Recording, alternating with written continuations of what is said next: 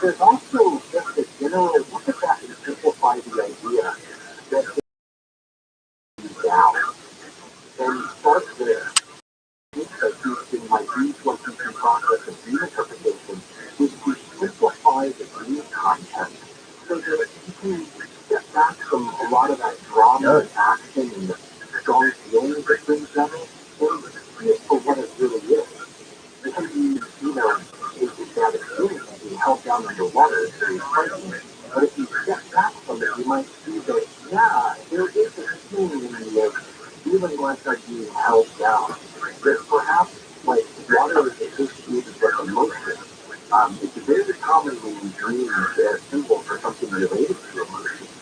So if you're being held down under water, there might be something that's like feeling like you can't get above what you're feeling to be able to understand what it really is. Instead, you're being held down in the sense that the emotions are really powerful and overwhelming. So that's one possibility to consider. But start with the simple idea: what is holding you down? That's where I go with it, George. Do you have any ideas? Oh, that was pretty good. Great, thanks for the call. Try to get one more. And Keith to the Rocky Joe in Long Island. Hey, Joe, good morning. What's on your mind? Hi, Jake. First of all, I wanted to get the name of your podcast, but when you talk, can you please explain sort of a training? Sometimes you should know that you have an affiliation with the stranger. You're trying to be 40 or either 40 stranger. What would you say about the stranger that's more prominent than a stranger, the meaning of the stranger? Well, the first thing I would look at is what is something that feels strange to me?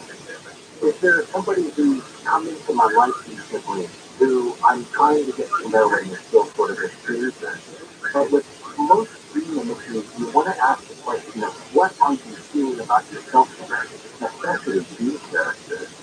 So, I mean, as strangers, I would begin with ideas like, is there some aspect of myself that seems strange to you? Strange in the sense that feels like unknown and mysterious. And then I would start to try to pull that imagery into my waking state and see if I can make a connection with what that is. Like picture the face of the stranger and keep asking yourself, what is it about me that I'm feeling and this? And by the way, thank you for asking about the podcast. The Dreams That Shape Us is the name of the podcast. And if you go to dreams.reddit.com, right now at the top of the front page, I put a welcome page for all the coast-to-coast listeners. So if there's any links to want towards my podcast and my blog, they just want to drop by to say hi, drop by there. Actually, while we were on break, I had a listener to the show drop by and they made a comment. So I would love to see more of them. So dreams.reddit.com, look to the top of the front page and you'll see a post there that's welcome to the coast-to-coast listeners. So, yeah, I think we're putting some I think we'll put the link on our website too, so people can find that. I don't think we have enough time to take another call. Just say, listen, I'm really impressed by the book and the conversation we've had. I've learned so much that I can imagine you've talked to a lot of people who are, terrorized by recurring dreams. They're just scare the heck out of you. And I tried to put as much of that information into the book as I could to make it accessible for people, breaking it down by topics that have been looked into very quickly if they have a specific symbol or a situation in the dream. And then there's also an index in the back. This, my experience of this, George, led me to want to write this book, and it all came together in a way that was very synchronous. There was a meaningfulness to it, and I poured my heart into that thing. I took a year to write that book and just get all of the information and knowledge that I could share about the subject with nightmares and dream interpretation, with the hope that people will be able to use my book and it will help them to at least get started finding solutions that they need so that their nightmares will go away. Because George, how do you take care of nightmares and make them go away? You get the message. It's a study after study. Get the message, the nightmares go away. And that's not so easy for people who don't have a background in dream interpretation. I'm used to teaching people who don't have the degrees and they don't have the background in the psychology of dreams and nightmares and stuff like that. I studied all that stuff, but I understand that there's kind of a gap between, like, where layman's perspective, I wanted to be able to write a book that would be able to reach them specifically, but also be valuable for people who might also have it. Well, it's good. It's definitely good, and you're welcome back here anytime. Jay and DeBoer, Jason DeBoer, thanks for being here. Appreciate it. It's been a pleasure. Thank you. Thanks also to the earlier guest, the great John Fogarty, and to my colleagues there at Coast to Coast, Michael Cosio and Donna Walker, Brian Stacy, Wayne Deloney, Chris Boyd, George Story, Tom Van Osler, and Lisa Ryan, of course. I'm George Knapp. I'll be back in a couple of weeks, everyone. Good night.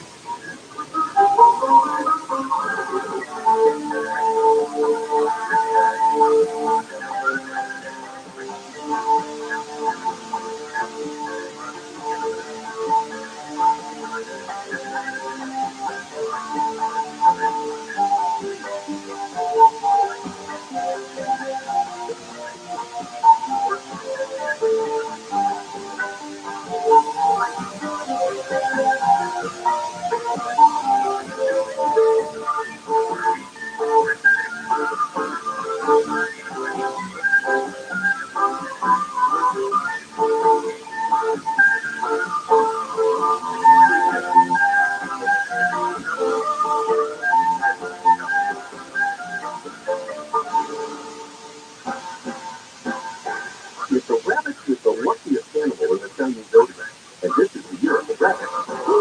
How's it going? And now the top region to go to Momondo. Good baking business when you earn 500 points on the reward card for the 30th and 31st. Number 2, George Clinton loves my sport. And the number 1 reason. It doesn't matter who you're rooting for. We've got food and drink specials, freebies and fun for everybody. Momondo, good time for everybody. Hey, all is keeping sharp. For emergency backup power, there is only one name you need to know. Duffy Power. Since 1965, Southern California has relied on Duffy for power in the most critical situations. Hospitals and high-rises, data centers and school districts, every form of business, big or small, even homes and RVs. Whether it's a new generator or Duffy's legendary repair and maintenance services or an emergency rental, Duffy Power has you covered 24/7, 365. If you live or do business in Southern California, you know it's no longer a question of if the power is going to go down. It's only a question of whether you're just going to let it happen or take control. Taking control means it's time to call Duffy Power. To learn how to protect yourself from the next outage and all the ones after that, go to DuffyPower.com. DuffyPower.com. That's DuPhit Power.com. Bridgewater, the Hit 50 podcast is now a supernatural thriller presented in immersive 3D binaural audio. Bridgewater Triangle. There is some kind of mystical force in the region that attracts monsters and paranormal activity. And something beyond understanding going on. Starring Supernatural, Lisa Collins, The Walking Dead, Melissa Cargio, and Rogue One, Alan Susan. Written by Lauren Shippen and created by me, Aaron Macy. Listen to Bridgewater on the iHeartRadio app or wherever you get your podcast. Talk without the filter. You know what? Los Angeles, Orange County, live everywhere on the iHeartRadio app. Aftermath of a massacre, I'm Rick Pennington from the KFI 24-hour newsroom. 10 people are dead, another 10 injured in a Lunar New Year celebration in Monterey Park. The gunman is also dead after a standoff with police. Now police are trying to figure out the motive. Sheriff homicide detectives are working around the clock, gathering additional information and working on determining the motive behind this extremely tragic event. The Lunar New Year celebration is normally a happy, joyous time, a chance for renewal, but now many say it's carnage. To have this much that look on Chinese New Year almost kind of stretches the whole year. It really demoralizes the viewers if that happens. Tonight at 7 o'clock, there's a candlelight vigil planned in front of the Monterey Park City Hall.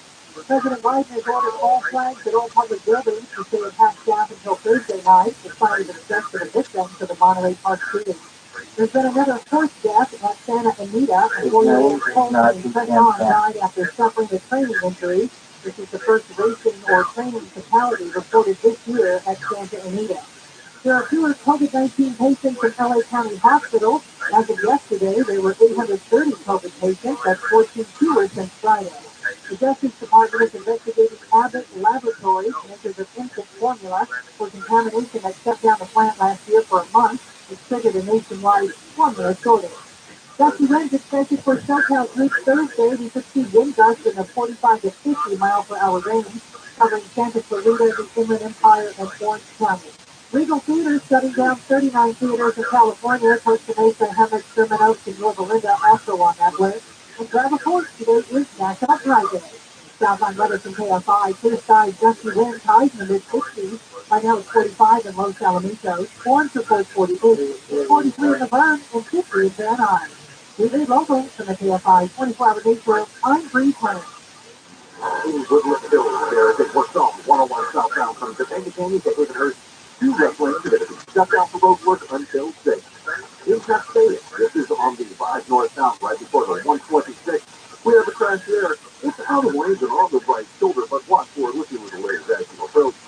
Mid-city, there is a little two-way closure, then westbound at La Brea. All lanes are going to be shut down for road work until 4. KFI in the sky. Don't get you that bastard. I'm Brian Van. Are you the next accident lawyer millionaire client? And you rise to the what we go. 920-581. There you go. Biggest results. There you go. Are you looking for a way to protect your portfolio against the volatilities of the stock market? Invest in commercial real estate. With over $1.5 billion in assets, First National Realty Partners offers investors access to institutional quality real estate, featuring national brand tenants such as Walmart, Kroger, Whole Foods, and many others. FNRP is one of the largest indicators of grocery-anchored private equity real estate in the U.S. Build your portfolio today with our investor relations team. Call 888-301-9010. That's 888-301-9010. Or get started at fnrpradio.com. That's fnrpradio.com. Call or visit us to see what annual returns and quarterly cash distribution our investors are earning. 888-301-9010. Or fnrpradio.com. Results are not guaranteed to work for person or principal. Securities are only available to verified accredited investors. Any representations as to stability, diversification, security, or resistance to inflation reflect our belief in such outcomes and may or may not be realized. Past distributions are not guaranteed. Past performance is not an indicator of future results. Visit us at fnrpradio.com. Millions of people are looking for work, and almost 70% of Americans are looking for extra work. So why is it so hard to find the right candidate? I've had a tough time for 30 years. It's simple. We're using the wrong platform. Here's an answer. JobGet.com. JobGet is a very unique way to post the job you're looking to fill and finding that perfect candidate from quickly. With other hiring sites, your job posting gets flooded with thousands of resumes. You just don't cut it. With JobGet, your top candidates are already endorsed for their skills. Your candidates get immediate notifications in your JobGet app, letting them know you're ready to talk. And most jobs receive their first applicant within the first 6 minutes. Post your first job for free, chat with qualified candidates within minutes when you go to jobget.com/handle. That's jobget.com/handle. This really works. Visit jobget.com/handle. This is Jacob Amani. If you've been in an accident, call 844-24-JACOB. I love those security questions that I'm asked, to determine that I need. What was the name of your first best friend? No friend. What was the name of your first dog? No dog. What's your favorite band? I hate music. Still handle. I have a hard time filling those out. How? Live 6 to 9 a.m. on KMI. And on demand anytime on the iHeartRadio app. Anytime I hear something rustling downstairs or outside the bushes, my first instinct is to lean over there. Don't hardly do yourself. Live 4 to 7 p.m. on KFI and on demand anytime on the iHeartRadio app. And we have a new flavor, the radio flavored Coca-Cola. They're not products, right? Handle world. Oh no. Oh, do you want a soda that tastes like Bill? You don't gotta Bill Handle. I don't even want to go there. Live 6 to 9 a.m. on KMI and on demand anytime on the iHeartRadio app. KFI, AM 640.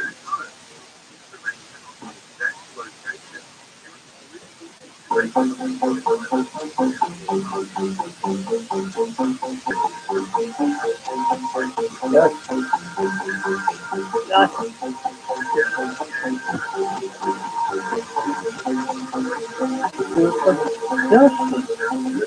Yes. You're in the right place at the right time. This is Coast to Coast Radio, blasting out of the Mojave Desert like a Sirocco. Fleeing from the boldest, bawdiest, most outrageous city in the world, I'm not the humble hometown Las Vegas, Nevada. My name is George Knapp, the occasional host and moderator of the upcoming Cacophonous Cavalcade conversation. Quit taking out there. I am abbreviating our usual opening chatter for a reason that will become obvious pretty quickly. Our first guest tonight is one of the most successful singer-songwriters in the history of popular music, John Fogerty. The making of last week after the news broke about Fogerty regaining legal control of his musical legacy as the songs he wrote, recorded, produced half a century ago, back during the heyday of the juggernaut that was the Clearwater Revival. John joins us momentarily to tell us how he did it, how he lost control of them in the first place, and a chat about his life in music, his project, collaborations over the years with other iconic artists, songs he's written, and a lot more. Also, he has a few questions from close listeners later tonight. Really looking forward to this and hope you are too. In the second half tonight, our announced guest, Nick Redfern, ran into some trouble with his phone and internet service, so we're going to reschedule him for another time. Oh, we have a full other guests lined up. Deirdre J.M. DeBoard wrote a fascinating book about nightmares. Seems to have figured out how to interpret those weird and dark dreams that we all have from time to time. That's coming up 2 hours from now. You might want to write down some questions to ask him about your own nightmares and what they might be. We have our usual assortment of items and oddities culled from media sources around the world. It's called Max News, and you can find it on the Coast to Coast AM website. We'll talk about some of those stories and news items a bit later tonight, but for now, bring in the dog and the cat and the family hoodoo, put on a pot of joe, slide your flippers, drop yourself down in a comfy spot, turn down the lights, and turn up the radio, because we're about ready to rumble, heading out into the bayou, into the swamp, into the habitat of skaters and snakes and Spanish moss. Singer, songwriter, icon John Fogerty joins us live next. I'm George Knapp, the Coast to Coast area.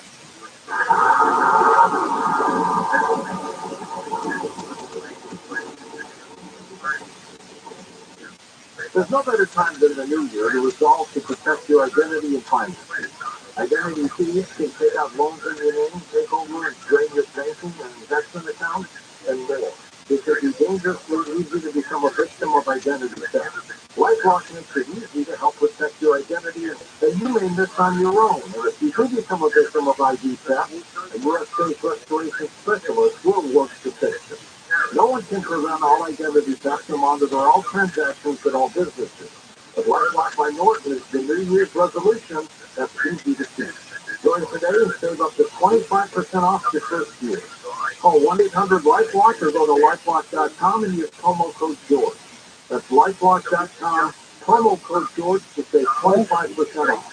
LifeLock.com, promo code George. LifeLock.com.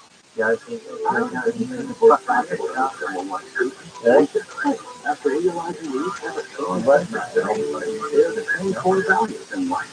After looking at a boy's personality test, Joanne sees a match on silver singles to secure dating sites for 50+ singles who know what they want.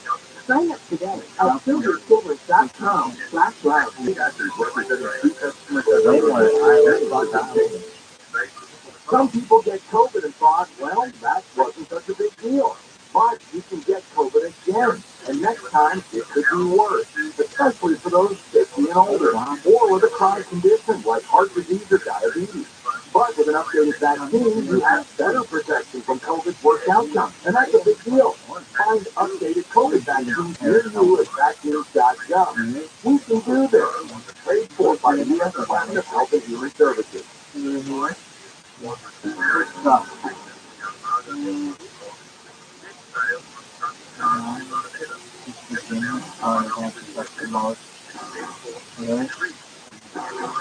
I live in the state of life.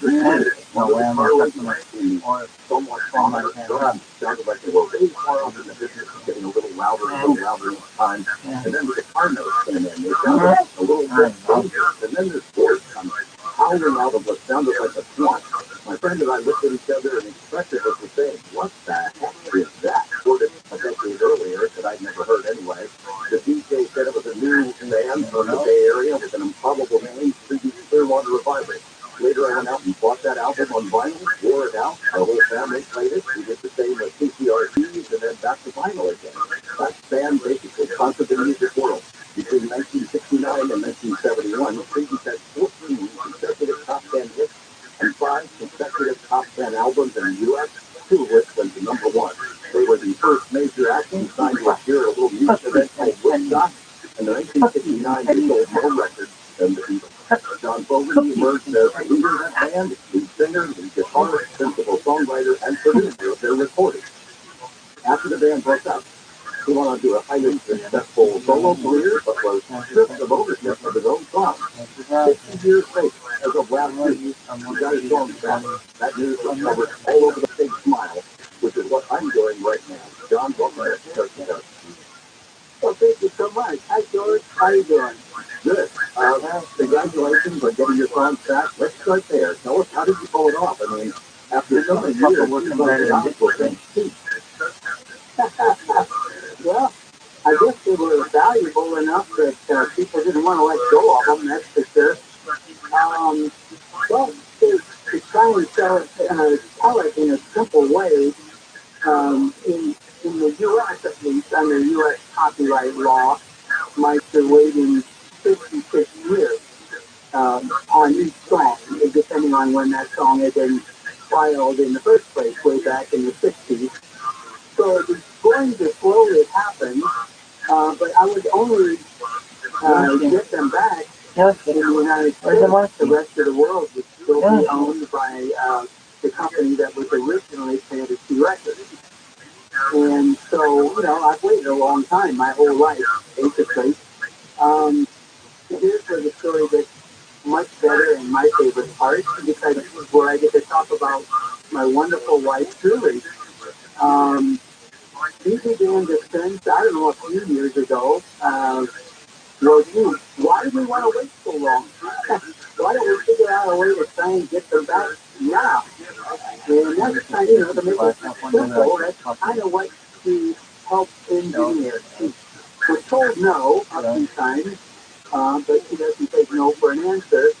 And eventually, a plan was figured out to where instead of just having only the U.S. rights revert back to me, she, attorney, figured out a plan whereby I have purchased the majority stake in my song all over the world. It's the global rights, in other words, that will now remain with me and my family for, eternity, as they say. That's just awesome. I've seen these videos that you've posted on Twitter and elsewhere of you sitting around at like a birthday party and confetti is raining and a big grin on your face. It's really genuine. I mean, you are genuinely happy about this after so long. Oh, yes. You mentioned in your little prenup or whatever you call it. Yeah, that, and at that point, I hadn't written Proud Mary or any of the other songs that became what you call preview songs.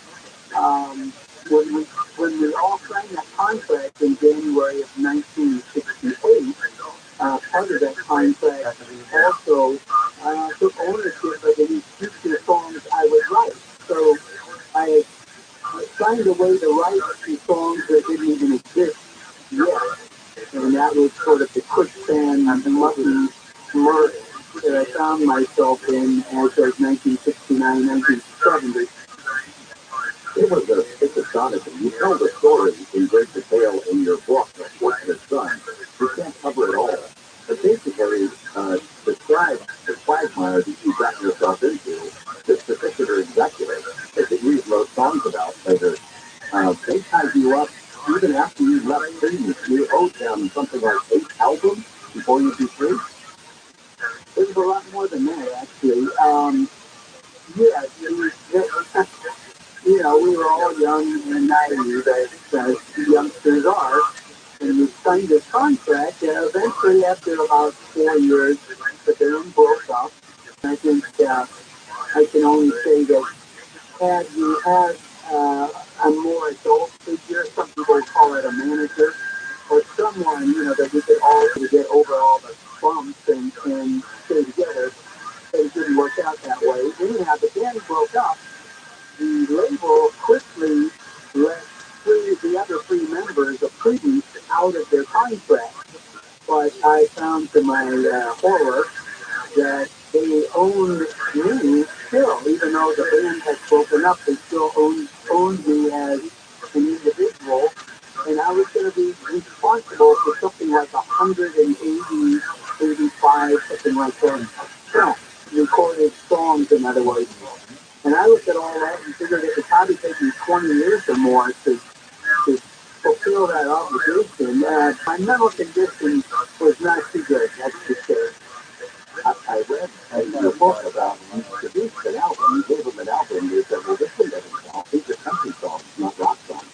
Is that right? Yeah, the first thing I recorded after the Beatles broke up was an album called The Two-Ray Drinking Tree. And I had sort of hit a brick wall, and my brain was exploding, and somehow the usual cues with which I had written all those songs suddenly was really difficult. So I came up with the idea of recording a lot of the songs that that I had grown up listening to and loving as a way of sort of, I don't know, getting the wheels turning again, getting things moving. And so I spent quite a bit of time on that. I played all the instruments. These are great old songs I love, like Jambalaya, country songs, of course. Today I started Loving You Again, a wonderful Merle Haggard song. Anyway, I got all done and turned it in, and they told me that it didn't count against my obligation. And that was, that's one more punch in the gut. And I realized, well, they can do that whenever they want. I mean, I might record for the next 10 years, and they'll keep saying, well, this doesn't count. They put it out, but it doesn't count. Someone like it. That's what it makes a difference. But what you got instead was I sound like Alan Klein, right? Well, actually, he did show up at the time. What he did was he took a copy of the contract. He went away for a day or two. And we were hoping to find a way to break the contract so that we could start actually enjoying some of the fruits of our labor. He came back after about all of that, as I pointed out in the book. I mean, Alan Klein turned out to be not a very artist-friendly person. He started out as an accountant, actually not a lawyer, but there's. I point out the history of him. He visited the Beatles and they broke up. He visited the Rolling Stones and as far as I'm concerned, they broke up, but eventually they got back together. He visited the Kings and they broke up, and he visited Creed and Clearwater Revival and they broke up. It's a pretty storied resume to have, on your desk. You guys started like kids in school. Started band. You started as the Blue Velvet, then it was the Jolly Walks, and then you worked through crazy about, and then that era came along where it was all this creative explosion of music and creative names. Jefferson Airplane, Buffalo Springfield, Maybe Crazy Airplane, Clearwater Revival comes along. I have heard people grumble because you and your brother Tom and your bandmates didn't grow up like in the Okie Pinokie swamp. You didn't really live in the bayou. You weren't out there stepping and eating crawdads. You're just a bunch of kids from Northern California. As if you don't have the right to write that kind of music. Swamp rock, blues rock. To me, it's like saying that those great British invasion era blues guitarists, Eric Clapton and the like, couldn't record stuff because they didn't grow up in the Mississippi Delta. Well, yeah, of course, was a fan of rock and roll growing up, and rhythm and blues as well. And many of the people I loved that made such an impression on me were folks like Howlin' Wolf and Joe Diddley, and even Elvis Presley, was from Mississippi. But as I say, I didn't grow up in the swamp, but my imagination did through those artists, of course. I mean, it really made a big impression. But more importantly, those artists were really great. They had a lot to say with their words and imagery, and also the music was wonderful, and it just captured my imagination. So, in a lot of ways, those were my music lessons. Well, that era, where other bands were going into psychedelic stuff, your wild sound. You established what is known as root rock. I mean, that's the fun of it. Country, swing, rock and roll, a lot of blues stuff. I mean, it was almost counterintuitive at the time, or you don't see it that way. I think I had a lifelong love of a certain kind of music, but I have to admit, you veer off into other things that are on the radio. Bands that come along, or some of the girl groups like the Chiffons, things like that. You end up liking those. But there came a time last year that happened while I was on active duty in the Army, marching around in the, of course, this is the Vietnam era, and I'm here marching around on a huge parade field. There's asphalt, and there's just in the south, and the sun's beating down. It's about, I think, coming off the asphalt, it's probably 130 or 140 degrees. It's really hot. And I was looking forward to that part of the day because I would hallucinate. I didn't know that was what I was doing, but I would go off into this place in my mind and, just follow the guys that script and everything. But working on some words and stories, the first of which became the song Log, and then eventually it was on the same recording was on the first Creedence album, and that was my first sort of story song, where I actually was telling something that, to me, at least resonated a lot more than what I'd been doing before, was pretty much, the simple rock and roll sort of song where you're just writing words and seemingly writing a love song, but it's just sort of an exercise in rhyming moon and June and all that, getting real happy down at the blue, all that. Because people, not only do you like that, but people are telling you that's what you got to do if you want to be successful. At some point, the story thing became much more interesting to me, and I realized I was developing, I was evolving. And at that point, that's when I decided to kind of concentrate on the music that I really thought was at my core, meaning blues and rhythm and blues and sort of the funkier aspect of rock and roll rather than where he's younger than you and then you're in the time. It was so over the top, so huge, all of a sudden, and it kept going on and on. And I've seen it written where other artists at the time would complain, well, what these guys do is like this. Yeah, that's not what they want to do. But yeah. well, certainly, I mean, you're terrified. I quickly assumed after Proud Mary that I had opened the door, you might say, and discovered the room where I create. Up until that time, we had all talked about, well, we're all going to write songs and we're all going to arrange music and that sort of thing. Even though we hadn't really done that for the first 10 years of our career, I had always been the musical director. What? At some point, my brother Tom was writing songs, much in the vein, by the way, that I was just describing, the sort of sweet rock and roll rhyming songs that were, still called upon in the early days of rock and roll. And after I was there, it was sort of kind of happened one magical day. And I realized right then, I had to start there writing it, that it was a classic, that it was full of rhythm and music I had never done before. But of course, I had my idols, Lennon and McCartney, folks like Herbie Berlin or Boogie Carmichael or some of the other great rock and roll writers, Bieber and Shoulder. And I idolized their music and their records as something that belonged in that category. And that scared me to death, because the next time I had to go into that room and sit in front of a blank piece of paper, you're wondering if you can do it. Happily, after twists and turns in my mind, I wrote another one. I wrote a song called Born on the Bayou.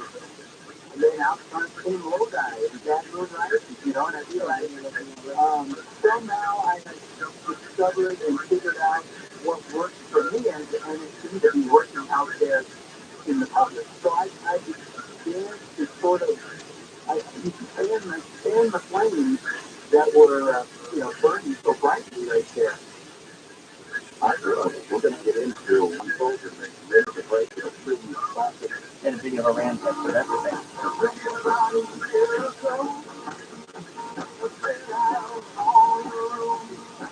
I'm free.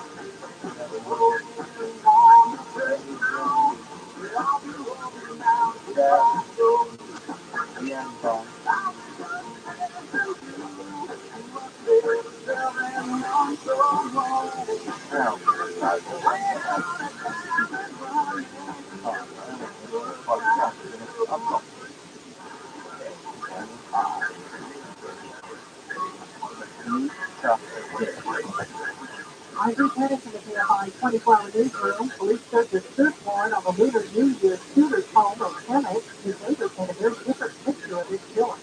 Yeah, he's a nice guy. I mean, I see him riding his little small motorcycle in and out. He's probably around here, just quiet, quiet little guy. So these candlelight pickups at 9 or 7 p.m. in front of the Monterey Park City Hall was also the funding page set up on this side. Two Yapo assistant principals are facing misdemeanor charges after felony charges were brought against them. They listed failed to report allegations of sexual assault against students at the lake.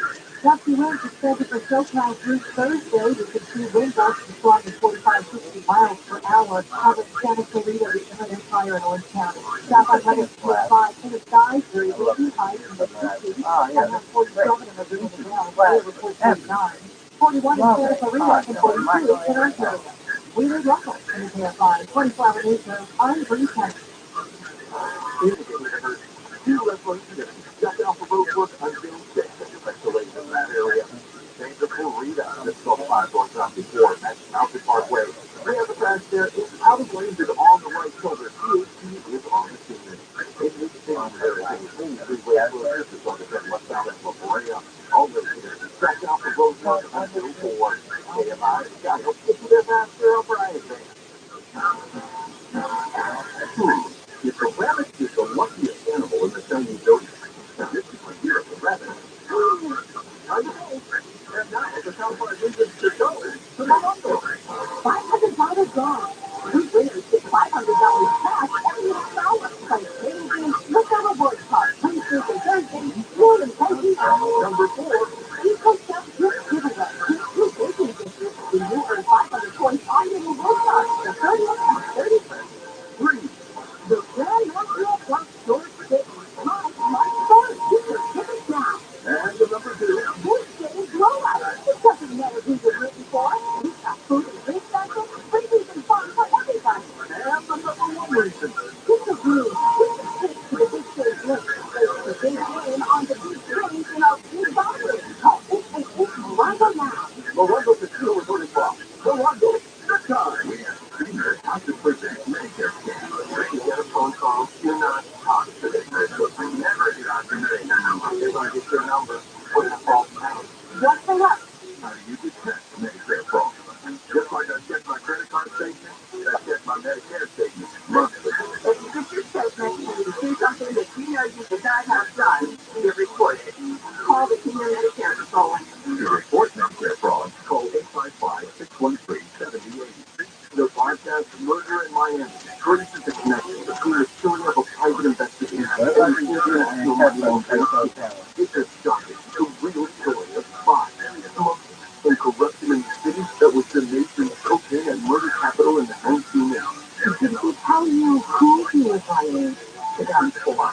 Who was The CIA was rolling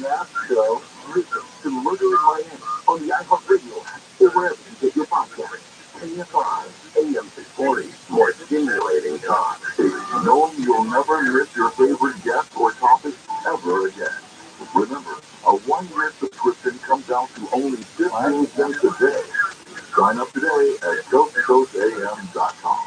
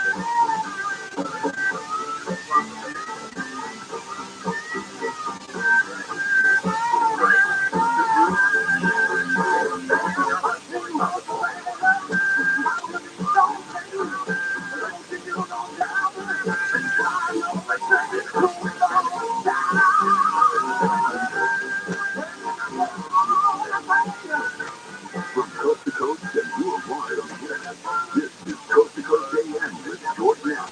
And now here's George. There is an early John Fogerty classic, Tombstone Shadow. There is, of course, a story behind that song, what inspired that song idea.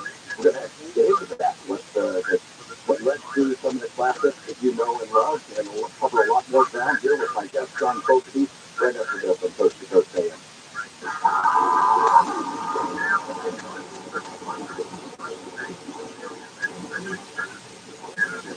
2022 eggs in that basket. Get diversified in your assets. If you do that at bullionmax.com/coast. At bullionmax.com/coast, you can buy physical gold and silver bars and coins, and they'll ship them directly to your home, fully insured.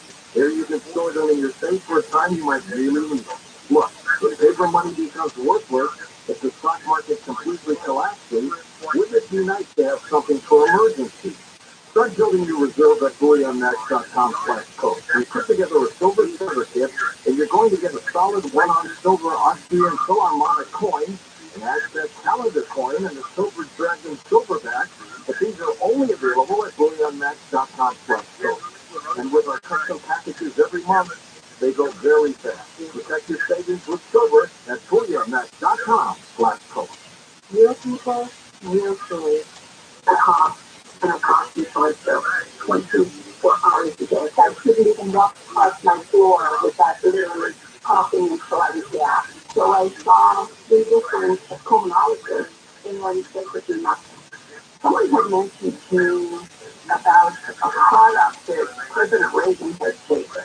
I ordered it within 1 week. In 1 week, my coughing had stopped. Since I took them to carnivore. Everyone that would come into our school would say, why are you not coughing? I told them what I was doing, and he said, well, what's it doing then? Stop that coughing. I said, I can't answer that. Just stop it. Call 866-836-3735. That's 866-836-3735. Or visit carnivore.com. That's CARNIVORA.com. John, we're talking about this explosion of fame that overcame you guys. I can imagine what it was like for young men as we suddenly become world famous. Coming out of order here to ask this question, but you've been world famous for most of your adult life, more than half the century. Can you go out and have dinner? Can you go out to have an evening with your wife without getting hassled or mocked? Oh, you bet. You know where to disguise it? It depends on the place and the time, I think, and the context. By the way, I love going out with my wife on date nights that we still try to do once a week at least. And when the kids were younger, we needed that time to be able to talk to each other that involved, two adults rather than just talking about kids' problems. Um, but yeah, it depends on the situation. I mean, I'm surprised sometimes that I find out later, even though I thought I was incognito, that, there's people over there have been knowing who I was the whole time. Because I tend to like to be, as normal as I can. But if I walk to a venue or a neighborhood that's near a place where I'm playing, obviously there's going to be something right away. Yeah. I'm just going back to what I was thinking about before. There's a reference to it in your book, too, of course, in your son, about hit after hit after hit happens. And something very grumbling, and just get back to you, grumbling from your fellow artists. Well, sure, they can produce hits. But what we're doing is art. As if those artists don't want hits, don't want people to listen to their songs. Who's doing it?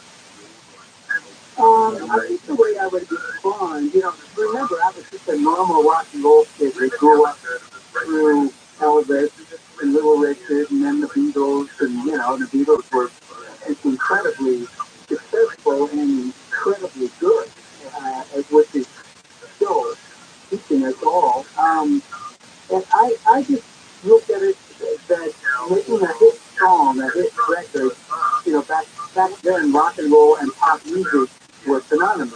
Later they divided it in the way rock and roll had taken over pop music in the 50s, but pop music went back before that, of course.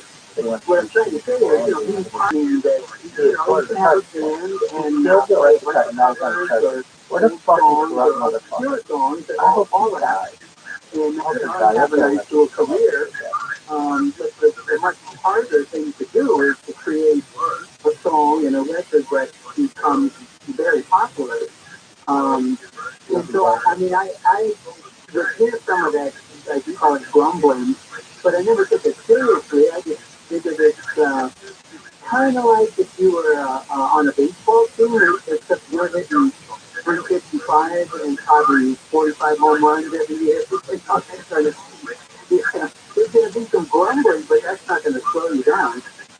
You're in this band, and one of the band members is your brother, and the other two guys are friends of yours, but it ends up where you're writing all the songs, you're the lead singer, you're the lead guitarist, we're going to hear a song later where you're the lead organ player, you're producing it, you're mixing it afterwards, you're doing basically all of it.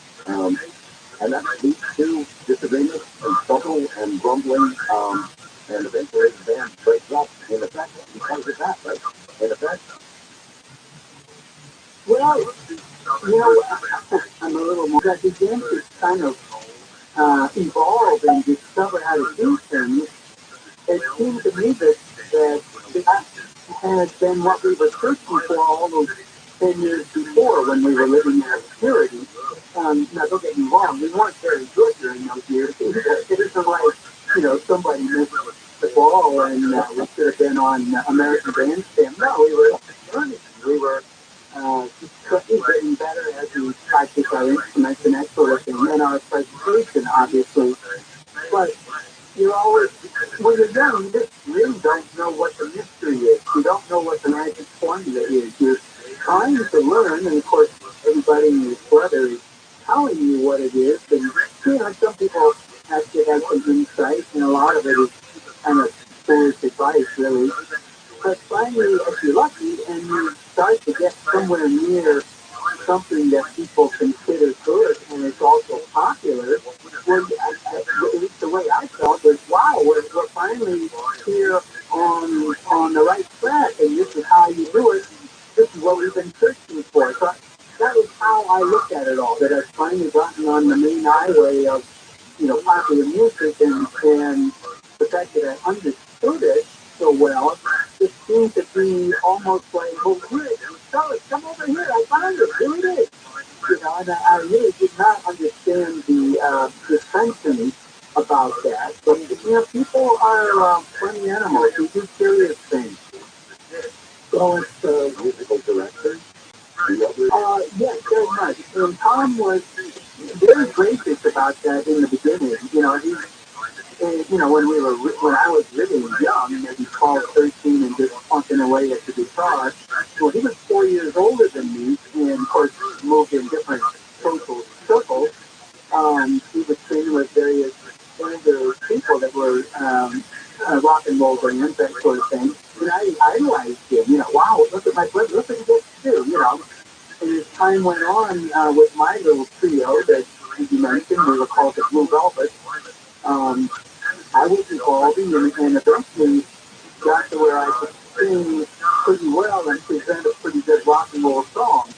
And there was a point at which Tom realized that my sound was more commercial or stronger or more developed, whatever way you want to say to describe that.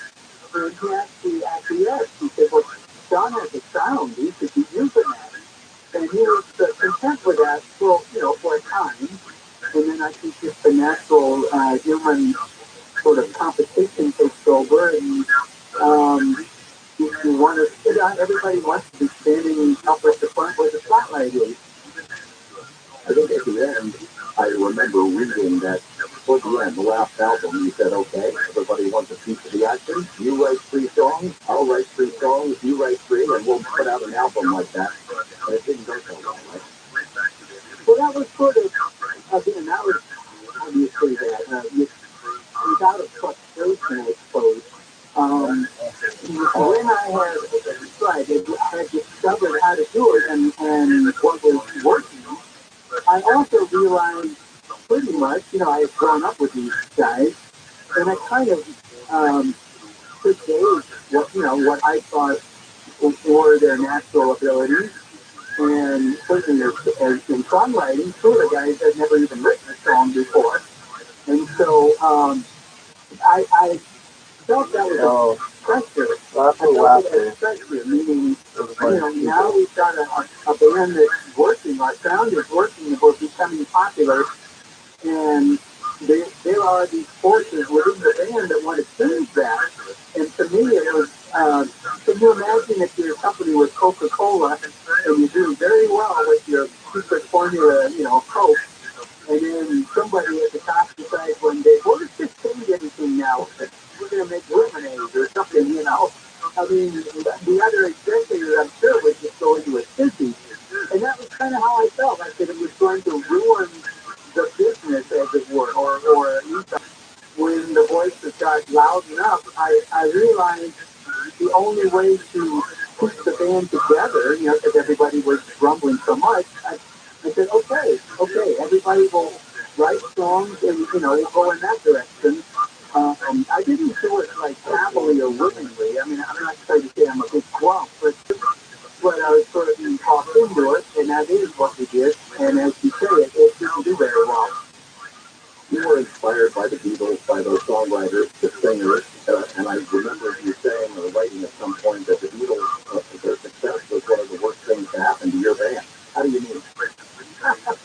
We're right in that subject right now. It's kind of funny. I think at some point, back in the day, I said, the Beatles are the worst things that ever happened to my band, Creepy. Oh, George. So we still even wrote some songs like Octopus's Garden, things like that. And so everybody in the Beatles was remarkably creative in a commercial and artistic way. And I think that certainly that last album kind of, it was something I didn't want to do. I didn't want to show our weakness. I used to make that speech to the band in the early days. We're going to only show our strengths, and we're going to hide our weaknesses. But by the end of the dynamic of the band, what everybody wanted to do was what I felt were our weaknesses because they wanted to be like the Beatles. And I guess simply we weren't up to the task. You outsold the Beatles in 1969, which is absolutely astonishing. And there's a film that's been made of that period, that period when it just exploded all over the world. The film that came out on Netflix last year, it's narrated by the great Jeff Bridges. It's about a long walk concert in London. Do you remember that footage existed out there somewhere? I remember doing the concert. course, that's a thing. I knew that there was a film somewhere, and people have haggled over that for years and years. And for one reason or another, it didn't see the light of day until now. Did you like it? What came out? Well, number one, I was not George. Oh man, no. But I wasn't allowed to be involved. Is what I'm trying to say. And so it came out without any input from me. And there. So I watched a little bit of the interviews, if you call it that, of the various members of the band. And I think the first thing I just felt was, well, we're all 22 years old and people are asking us silly questions. And you're getting silly answers, like, I don't know, what's your favorite flavor of ice cream or something. And, people are trying to be clever and say something comical or whatever. And it's just sort of, well, sure, I'm in my 70s. I see myself looking kind of silly, and you actually feel a little foolish about it. I thought it was awesome. I thought it was a great time capsule. It's a terrific encapsulation of what that period was like in your life. I can see that you didn't set out of that whole production. You have a different view of it, but it was really great. Put a link on the website if people want to check it out if they haven't seen it. And Jeff Bridges, wow, that's awesome. Yeah, I've met Jeff a few times, and I even played some songs with the dude, of course. What I would like to say is, even though I wasn't involved, the release of that concert sort of coincided with the overtures that Julie was making out in the world to try and get my songs back. The publishing deal that has just exploded into the news the last couple of weeks. And so even though the product, the content was already finished and all that, I agreed to start doing, I was trying to be a happy camper. You know what I mean? And get along with the label and sort of, can I say, catch up to the string as it had already rolled down the track and be a good soldier. And, because that's how I feel. As we develop this conversation we're having, you'll understand where I'm coming from. It's for the first time in my life, I get to participate in what's going to be done with my music. Of course, this came about after that Albert Hall concert was released. So I tried to hook up to that conversation. There was another concert film that was made, a little place called Woodstock. You were the first major act signed for that momentous musical event, and yet people who've seen the film, they don't remember seeing Freaky Stairs because it was out. And there's another long story in how that came about, but there's now an album out. When I first met you here in Las Vegas, it was on the anniversary, and an album was finally released. Have you yet to listen to that whole album? No, I haven't listened to the whole thing. I've listened to parts of it, though. For Blitzering, we were honored for sure. But remember, it was 2:30 in the morning. That's a whole other story. Yeah, I mean, it's a great performance. I just listened to it twice today, but you were on at 2:30 in the morning because Grateful Dead came on before you and just went on and on and on and never stopped, right? Well, and many others. I mean, the song was just running late. Each act kind of ran over, and it started to accumulate. And it got later and later and later. And my real issue with not being in the film Woodstock was they had sent a tape of Bad Moon Rising, and the producers of this film that was going to come in another year or so. And it played well. It sounded really good and professional and all that. There wasn't much audience reaction because that was not on the tape. And I wondered to myself, we see a little later in our set. I mean, we were smoking. You would keep on quibbling. Again, if there's been a manager to maybe go back to the producers and say, look, we don't want this 2-minute song. We want this 10, 12-minute version of Fugitive because it's so much more creative. Yeah. Yeah, perhaps I would have agreed to that, but I wasn't given that choice. And Cleveland was on a very fast train, over the moon at that point, and I just thought that, I wouldn't be disappointed. I didn't want to show a weakness. I just felt it was better that we sidestepped the movie.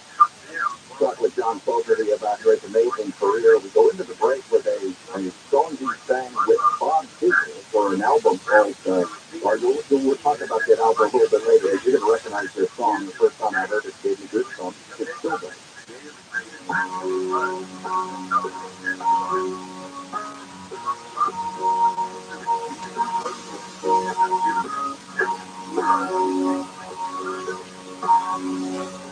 Long as I remember,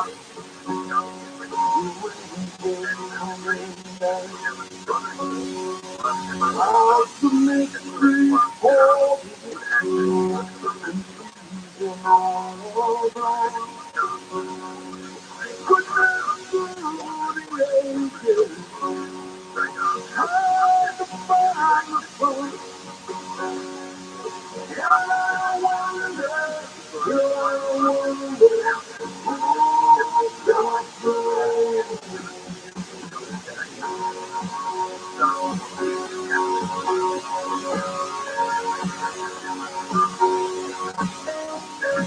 I went down Virginia, felt strong, strong. Got a real flavor of what I was from.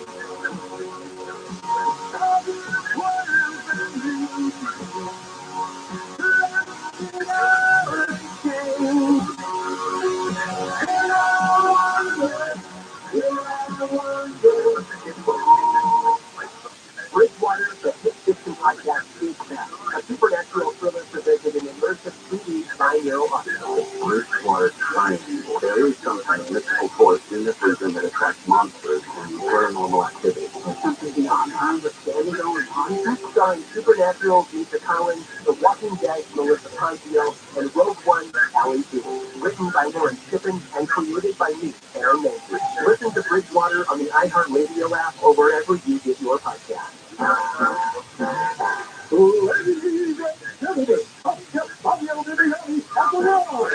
And now, the top 7 reasons to visit the marketplace in Corona. Number 7. Contact is open. Take out meat and Brazilian palaska. Number 6. The summer is open. Try the Pizza Tower and Ocean House. Number 5.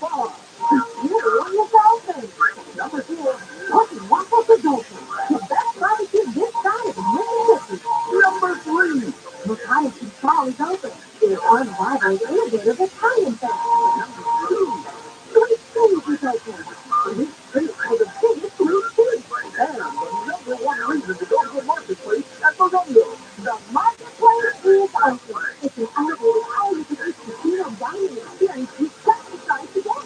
The marketplace is open. Morongo Casino Resort Club. Morongo. Good time. Whether you love it, hate it, or haven't made up your mind, we're glad you're here. I know people clutch their pearls and throw any shade at the sanctity of elections like it is a shoddy business. Those get lost. Those don't get counted. Those appear out of nowhere. We like to assume that elections are this absolutely pristine run mechanism. The idea that there wouldn't be problems is betting on miracles. Live 9 to 1 p.m. on JFI and on demand anytime on the iHeartRadio app. I'm Rick Punished in the KFI 24-hour newsroom. 10 people are dead, another 10 injured in a lunar New Year's celebration in Monterey Park. The gunman is also dead after a standoff with police. Athletes are trying to figure out the motive. Homicide detectives are working around the clock, gathering additional information and working on determining the motive behind this extremely tragic event. The lunar New Year's celebration is normally a happy, joyous time, a chance for renewal, but now many say it's carnage. This much look for Chinese New Year almost kind of shows a little weird. It is really demoralizing to hear the July episode. Tonight at 7 o'clock, there's a getaway ritual planned in front of the Monterey Park City Hall. LA Police Chief Michael Moore says no to displaying a big blue line flag. The man the flag must be removed from police station lobbies, police uniforms, and department vehicles. The thin blue line flag is a black and white U.S. flag with a single blue line in the middle, which some people say shows support of law enforcement. Critics argue it's a sign of police abuse and authority. There's been another first death at Santa Anita. A 4-year-old colt named Press On died after suffering a training injury. This is the first racer for training fatality reported this year at Santa Anita. There are fewer COVID-19 patients in LA County hospitals. As of yesterday, there were 830 COVID patients, that's 14 fewer since Friday. Ventura County is also reporting a decline in COVID hospitalization. LA County gas prices are all the way up again. AAA says the current cost of a gallon of self-service negative is $4.66, that's 10.5 higher than last week's average. In Orange County, average cost is $4.45 a gallon. Southside weather to KFI. Clear skies just went high reaching the mid-60s. Right now it's 48 in Rancho Santa Margarita. In the 24-hour news room, I'm pretty happy. In Woodland Hills, there is a workshop, one-on-one southbound from Savannah Junior to Haverhurst. Two left lanes to shut down the road work until business speculation in that area. Transit will read out this trouble by northbound right at Magic Mountain Parkway. We have three customers earlier back there, out of range and on the right shoulder. Diamond Bar, there's a full three-way closure on the southbound at Berea. Southbound has always shut down the road work until 4. KFI at the title, keep your gas up for eye exam. Anything harder to find and move at time. After all, it's one thing to run a business and another to grow it. But what if you have access to everyone listening to you right now? Access to all the customers in your area. As the number one audio channel in social advertising, we started this, and we're down to that around 250 and say two words, great results. That's pound 250 and say great results. They always start. Let me tell you the unfiltered truth about water softeners. They don't filter anything.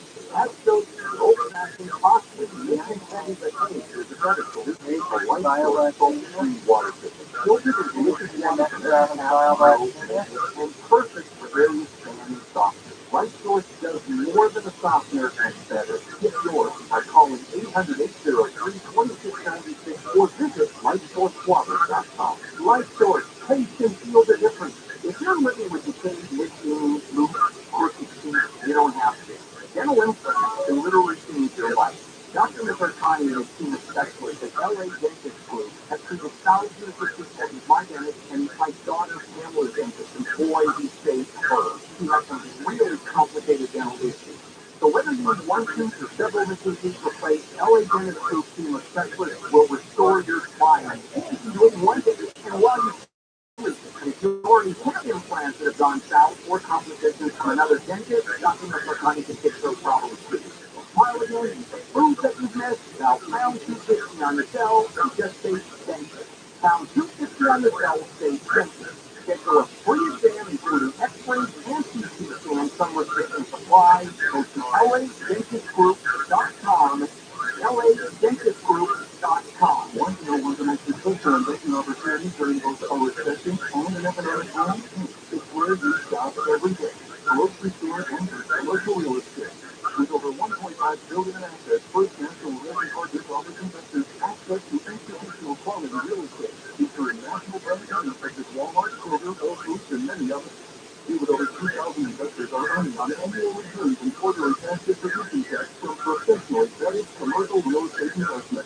Speak with our investor relations team. Call 888-301-9010. That's 888-301-9010. Or visit fnrpradio.com. That's fnrpradio.com. Results are not necessary for completion of information. Securities are only available to verified accredited investors and representations as to stability, diversification, security, or existence to replacements reflect ongoing and such outcomes, and may or may not be realized. Past distributions are not guaranteed. Past performance is not an indicator of future results. Visit us at fnrpradio.com. Friday, 5 a.m. 640.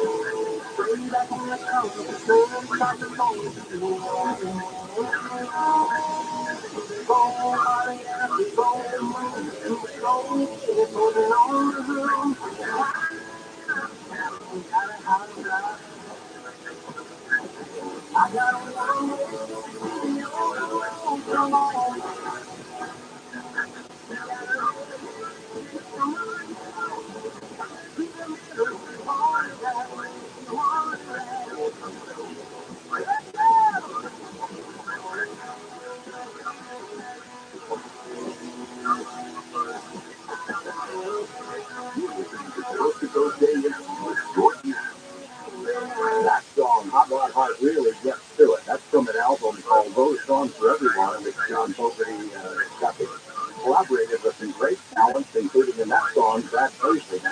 Brad Paisley can play the guitar, but John Fogerty dished it out as well as he took it. He couldn't blink when to talk about that album and other collaborations with some of the biggest names in music over the years. I think he's worked with just everyone. And then some origins of songs that you know and love. We'll take some time in this hour for some post calls as well. Be right back.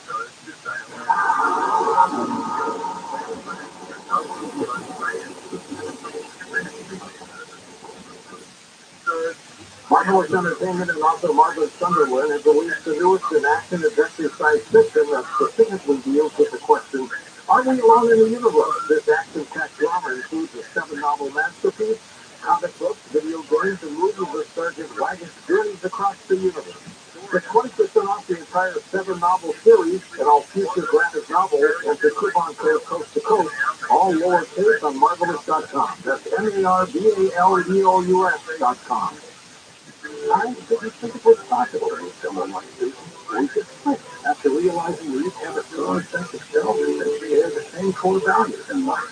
After taking our advanced personality test, Daniel and Susan matched on Silver Singles, the secure dating site for 50-plus singles who know what they want. Sign up today at silversingles.com/love. That's silversingles.com/love. Lead actors representing two customer testimonials. Names have been changed. Are you more than 10,000 in debt? Feel like you're on a never-ending treadmill, staying in one place and never getting ahead with those minimum payments? You feel like there's no way out? Get off the endless debt treadmill and start saving money each month. There are programs in place to help you get free of your debt, and you don't have to pay the entire amount you owe. The program at Total Financial Freedom can help you get debt-free in months instead of decades. Resolve your credit card debt, signature loans, department store cards, internet loans, and even timeshares. Call now at 800-832-2366 for free information. For over 15 years, Total Financial Freedom has helped thousands get out of debt. Their report rated by the Better Business Bureau, too. Get off the endless cycle without having to declare bankruptcy. You'll have the right to get your debt resolved for a mere fraction of what you owe. Call Total Financial now at 800-832-2366. That's 800-832-2366. 800-832-2366.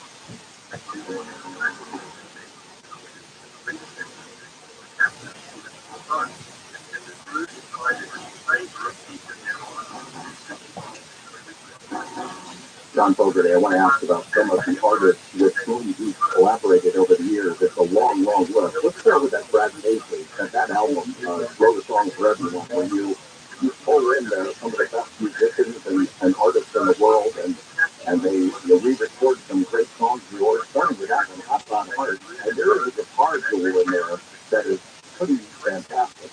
And you really hold your own. That guy can play, right? Well, Brad is just fabulous.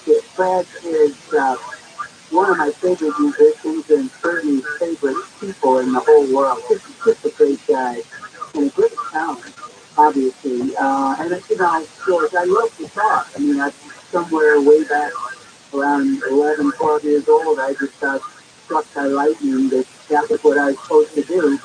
And starting probably with Scotty Moore and Dwayne Eddy and James Burton, you know, just loving people that could really play the guitar. And along the way here, I got introduced to Brad's music, Brad Paisley, and realized that he's just one of the best guitar players in the whole world of in any genre. And became a huge fan, and eventually you know, concocted the idea that I wanted to play a song with him. Uh, he was the first guy when I was talking to him on the phone.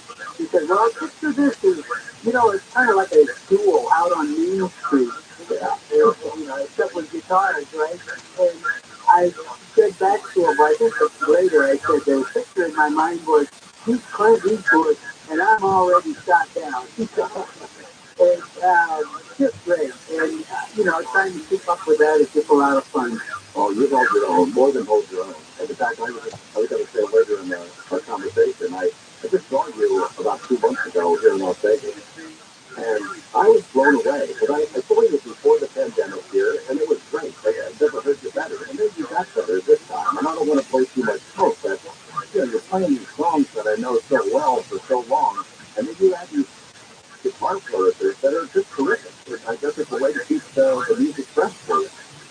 That's exactly right. Yeah, you know, I still practice and I'm still learning and I still want to get better. I mean, that's the same drive that I had probably when I was 12, 13. There's still a lot of mystery in it for me. I enjoy it so much. I mean, it really is the thing that keeps it all going for me. The fact that you can invent new things and learn new techniques, that sort of thing. You know, there's a world of stuff you can learn. There's no one person has it all down. So that's, you know, I just love talking about it and thinking about it and, of course, doing it. So plus you get you know, you have your son, Shane, and Tyler are part of your concert, and they have really blossomed as musicians as well. Did you have a guitar duo there on the stage that I saw 2 months ago that was just blissful? Oh, thank you. You know, you hit on the whole joy for me now. I mean, getting to be on stage with my family, my kids, and having just that sensation of the absolute love of music and the joy of performing in front of people. It just creates this stuff out of the audience and myself. And it kind of it's extra on top of the particular song you're playing. It seems to be sort of a theme, you know, like an oil that rises up, and if you can keep that thing floating with the joy and love performing, that you're really doing your job then. Well, it really comes across. It's so much fun. I hope you're coming back to Las Vegas sometime this year, and I hope people will come to see you. Back to this album, Wrote a Song for Everyone. The song you played. And I agree with you that, you know, when you come here and start singing, I got goosebumps now hearing that. I mean, it's amazing, and you just own that song. And I still enjoy doing it. Some of the other artists that you've collaborated with, encountered, their stories that you tell in your book. One about Jeff Beck, who recently passed. Of course, you were there when he was inducted into the Rock and Roll Hall of Fame. I think you called him the greatest rock guitarist ever. And you, the impression that he made when he gave his speech at the Rock and Roll Hall of Fame, I think, stuck in your head. Well, it's so sad, just passing. Yeah, I consider, and I think many people do, that he was the greatest guitar player of them all. And it's not because, you know, all the big hair, spandex, flashy stuff and all that. It's the soul that you put into your performance. And for that classical song that he did 2 years ago, I wish I was more up on that sort of music. I can't remember that. I know that's Bolero. This is an album probably about 10 years ago. I played a classical violin of all things. It's just beautiful. It's just amazing. I went and saw him Tyler came with me, and Julie. I think they were in Montreux, and he was performing, and boy, it was astounding. You met Jimmy Page and Led Zeppelin while you were out on tour, maybe Australia, was it? Have you hit it off with Jimmy Page? Yeah, that's true. Back in, I think, 72, Credence was touring Australia, and I met the guys, and two or three of them, I think they were all, I think Credence had always played our show, and Zeppelin was going to play the next night, and this was sort of a night in between, and we all stayed up very late, and I'm sure drank too much, and told lots of great stories from the old days. It was a lot of fun. Let's see. How about Alan Jackson? Alan Jackson was also performed on that album, The Road is Fine for Everyone, right? Yeah, Alan sang Have You Ever Seen the Rain? And Alan has been one of my favorite artists since 1989. In fact, I used to think that my show was going to begin. I would always play an Alan Jackson song or a factory recorded called Mercury Blues. It's just fabulous. George, I really don't make a lot of distinction between the genres of music. If somebody's just a great artist, I just am captivated and love what we do. I've gone to see Alan in concert many times, and I think I had tested him actually for a while to do a song with me. And, I think perhaps he felt it was a little dangerous to be seen with a rock and roller or something like that. Finally, it became okay, and I was over the moon. I mean, it's that track, the job he does on Have You Ever Seen the Rain? I think it's just wonderful. Yeah, absolutely. There's a video clip that I saw about a year ago. I don't think I'd ever heard of it before, but it's from a nightclub in LA. There's you playing. I think it's George Harrison and Bob Dylan are on stage with you. Is that right? Yes, I had gone to see Taj Mahal. He was playing at the Palomino, which is a sort of legendary old club that is in the valley of LA. And lo and behold, I hear this rumor that Bob Dylan is somewhere in the shadows, and so is George Harrison. And of course, I'm watching Taj Mahal do his show, and suddenly George Harrison's up there on stage with him. And then so they get up there, and I'm not usually this way. I'm usually kind of shy and retiring, but when I saw that, I actually wanted to get up there with him. I was kind of looking around and go, man, I sure hope they invite me. Maybe I'll have to invite myself. But at some point, I ended up on stage, and it was just wonderful. It's a great memory for sure. Wow, that could have been an album. That could have been the Traveling Wilbury. Pretty Wilbury era. It was probably a precursor to that. That's the famous incident where I was not performing my previous era songs during those years, and so George had done Honeybill, and he just roasted it. It was so good. I think Taj Mahal was actually sort of elbowing and encouraging everybody to do something, and Bob Dylan did something, and then somebody turned to, John, why don't you do Proud Mary? And I looked out in the audience and I thought, oh no, I'm not singing those songs. And Bob forward to his right, and he said, oh God, if you don't do Proud Mary, everybody's going to think it's a Tina Turner song. And I'm looking at him, and I'm realizing that my argument about not performing the song is ridiculous. It's in that environment. And so, of course, he did it. Did you ever meet Tina Turner? Oh, I love the Argentina version, of course, and all through the years after that, through the 70s and 80s, while Tina was, running around the world, and I was sort of in obscurity.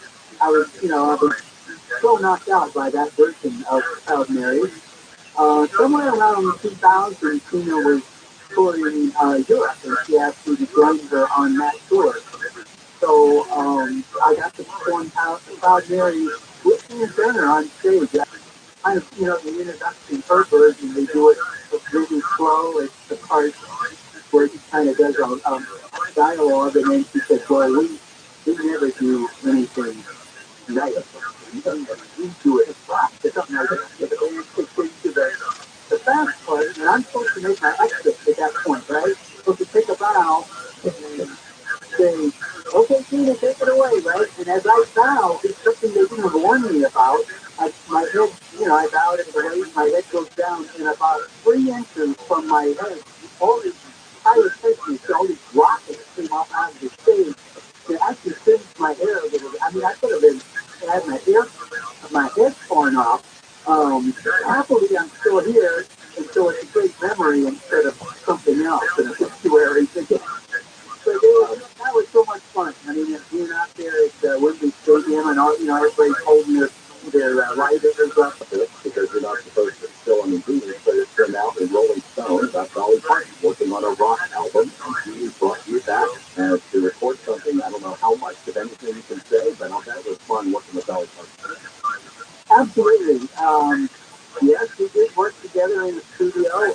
We were all sworn to secrecy, and then I don't know, the next day or the day after that, she sort of was out there in public talking about, I'm as mystified as you about how much I can say. What I really would like to say is, what a wonderful person. She's absolutely gracious and warm, and the way I say it, she's normal. It's great. Just down home and nice, and what a super. I mean, she works hard at what she's doing, and just the best. One of the best people in showbiz I had ever met. Is there anyone you'd like to work with that you haven't worked with? Is there any band you'd like to play that you haven't played? Oh, what a question, George. Well, there's some that I regret that I didn't get to work with. I wish somehow I'd worked with Ray Charles. He's one of my favorites all through the years. In that scene that Otis Redding was at the time when he passed. I mean, he was just on his way, I think, becoming the king. He was clearly so talented and had this way of sharing his emotions and connecting with an audience. And I just thought he was really on his way. And that was so sad that, with the plane crashed, of course. Right before the Dock of the Bay came out.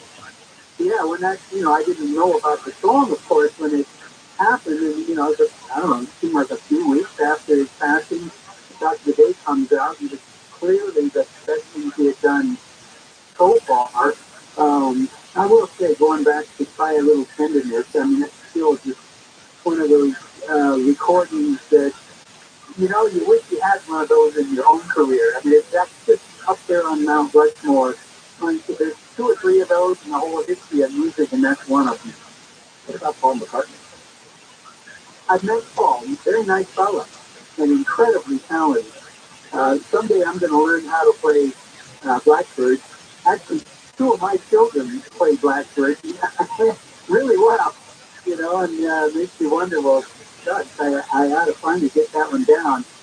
Just a very talented guy, and one of the greatest songwriters ever. Princeton, a dear friend. Bruce is another guy, by the way, that is charmingly humble and sweet. Really, I don't know if he would like me to say that, but he is. Really nice guy, normal, and he's gracious. He's always worried about how you're doing, how you're feeling, are you taking care of that sort of thing. And of course, he lights up the sky whenever he gets on the stage. One of my favorites. You asked me about working with somebody. I hope that it's still in the cards that we get to do some more things together. Because I always enjoy it when we sing a song together. There's a million songs I'd like to ask you about, but there's only a limited amount of time. So I want to ask you a general question about songwriting. Are you a songwriter? It seems like you really have a work ethic when you sit down and really work at it. Have you ever had songs that pop into your head already written, as some other songwriters say, that they just kind of pluck it out of the ether? Well, let's see. There's been a few that took a long, long time. But I would say Fortunate Son was one that I had been thinking about.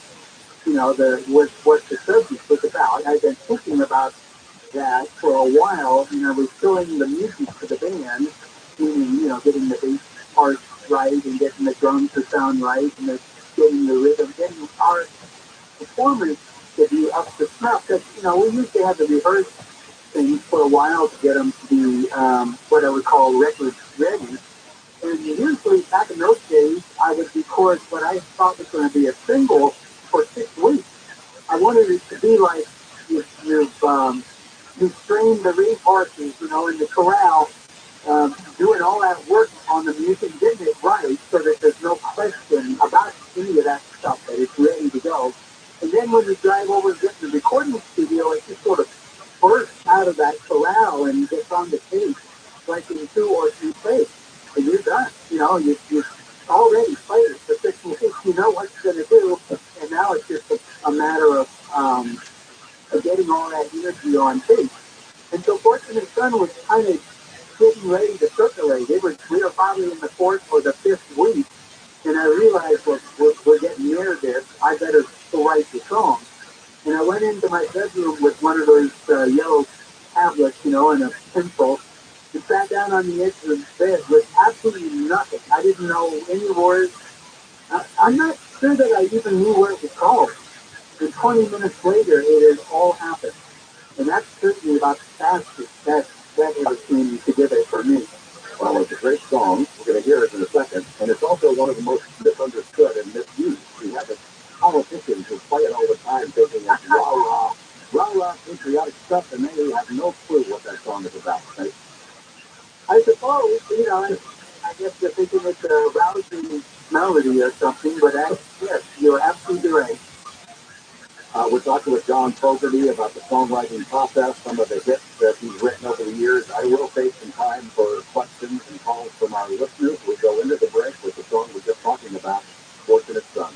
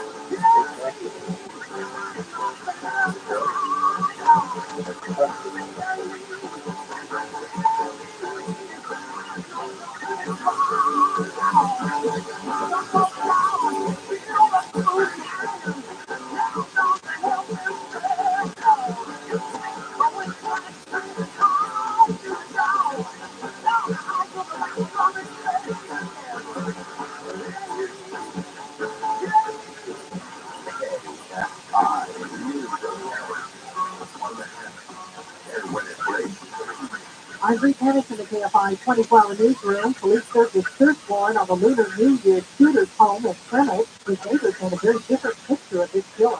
He was just a nice guy. I mean, I see him riding his little small motorcycle in and out. Everybody around here just thought he was just a quiet little guy. So his candlelight vigil tonight, 7 p.m. in front of the Monterey Park City Hall, was also a GoFundMe page set up for the victim. Scientists at the National Oceanic and Atmospheric Administration say there's an 80% chance that La Nina will fade away by spring. That means less chance for really wet storms.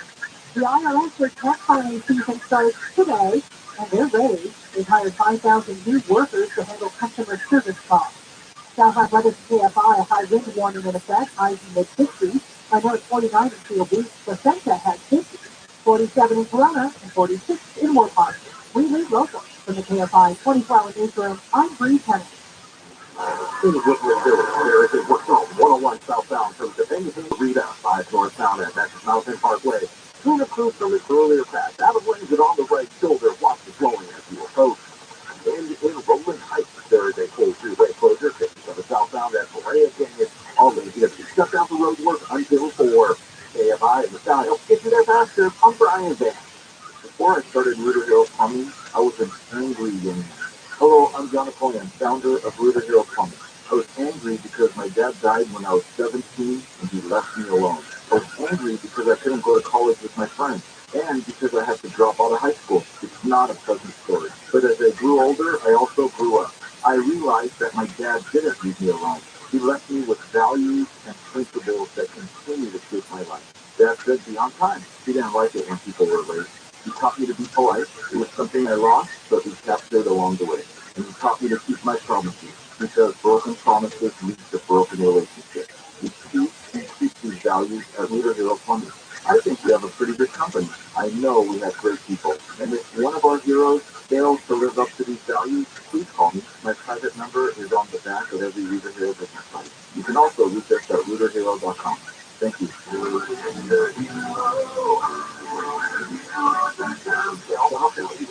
The podcast Murder in Miami, true real story of spy, smugglers, and corruption in the city that was the nation's cocaine and murder capital in the 1980s. For all of you ask, so listen to Murder in Miami on the iHeartRadio app or wherever you get your podcast. Hey, all the Team Shark. For emergency backup power, there's only one name you need to know. Duffy Power. Since 1965, Southern California has relied on Duffy for hospitals and high-rises, data centers and school districts, every form of business, big or small, even homes and RVs. Whether it's a new generator, an emergency rental, or Duffy's legendary repair and maintenance service, Duffy Power has you covered. Go to DuffyPower.com, DuffyPower.com. That's DuffyPower.com. AFI, AM 640, more stimulating talk. Live and everywhere on the iHeartRadio app. AFI, AM 640, AM.com.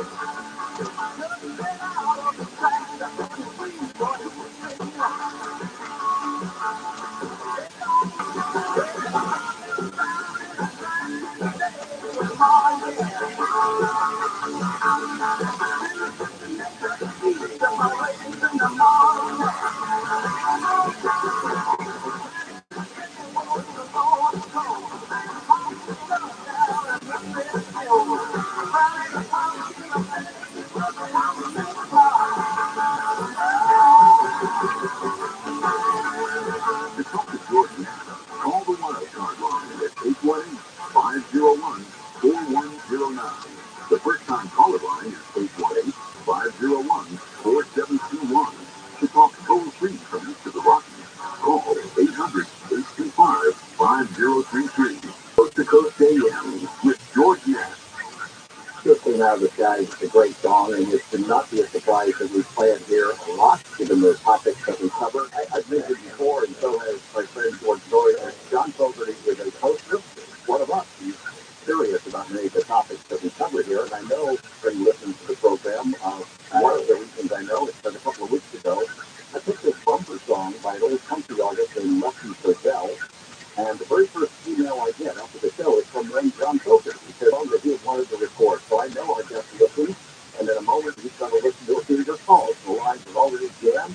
We'll get to as many of your calls as we can here in our next segment of Coast to Coast AM.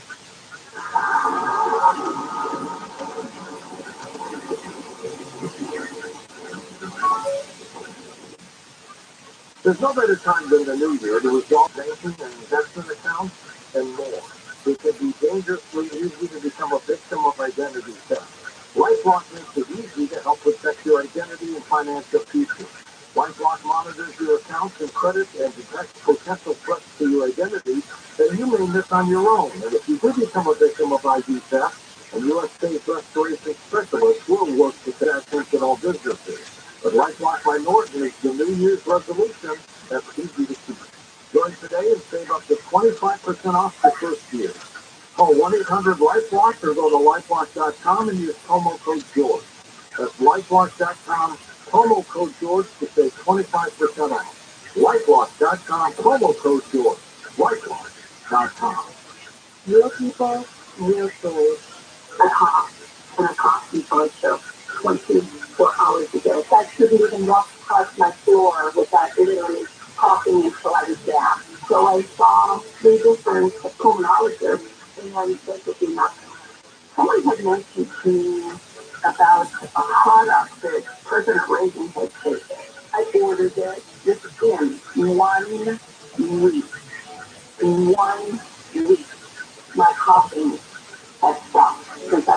carnivore. Everyone that would come into our store would say, "What happened? Why are you not coughing?" I told them what I'm doing, and they said, "Well, what's it doing that it stopped that coughing?" I said, "I can't answer that. Kids stopped it."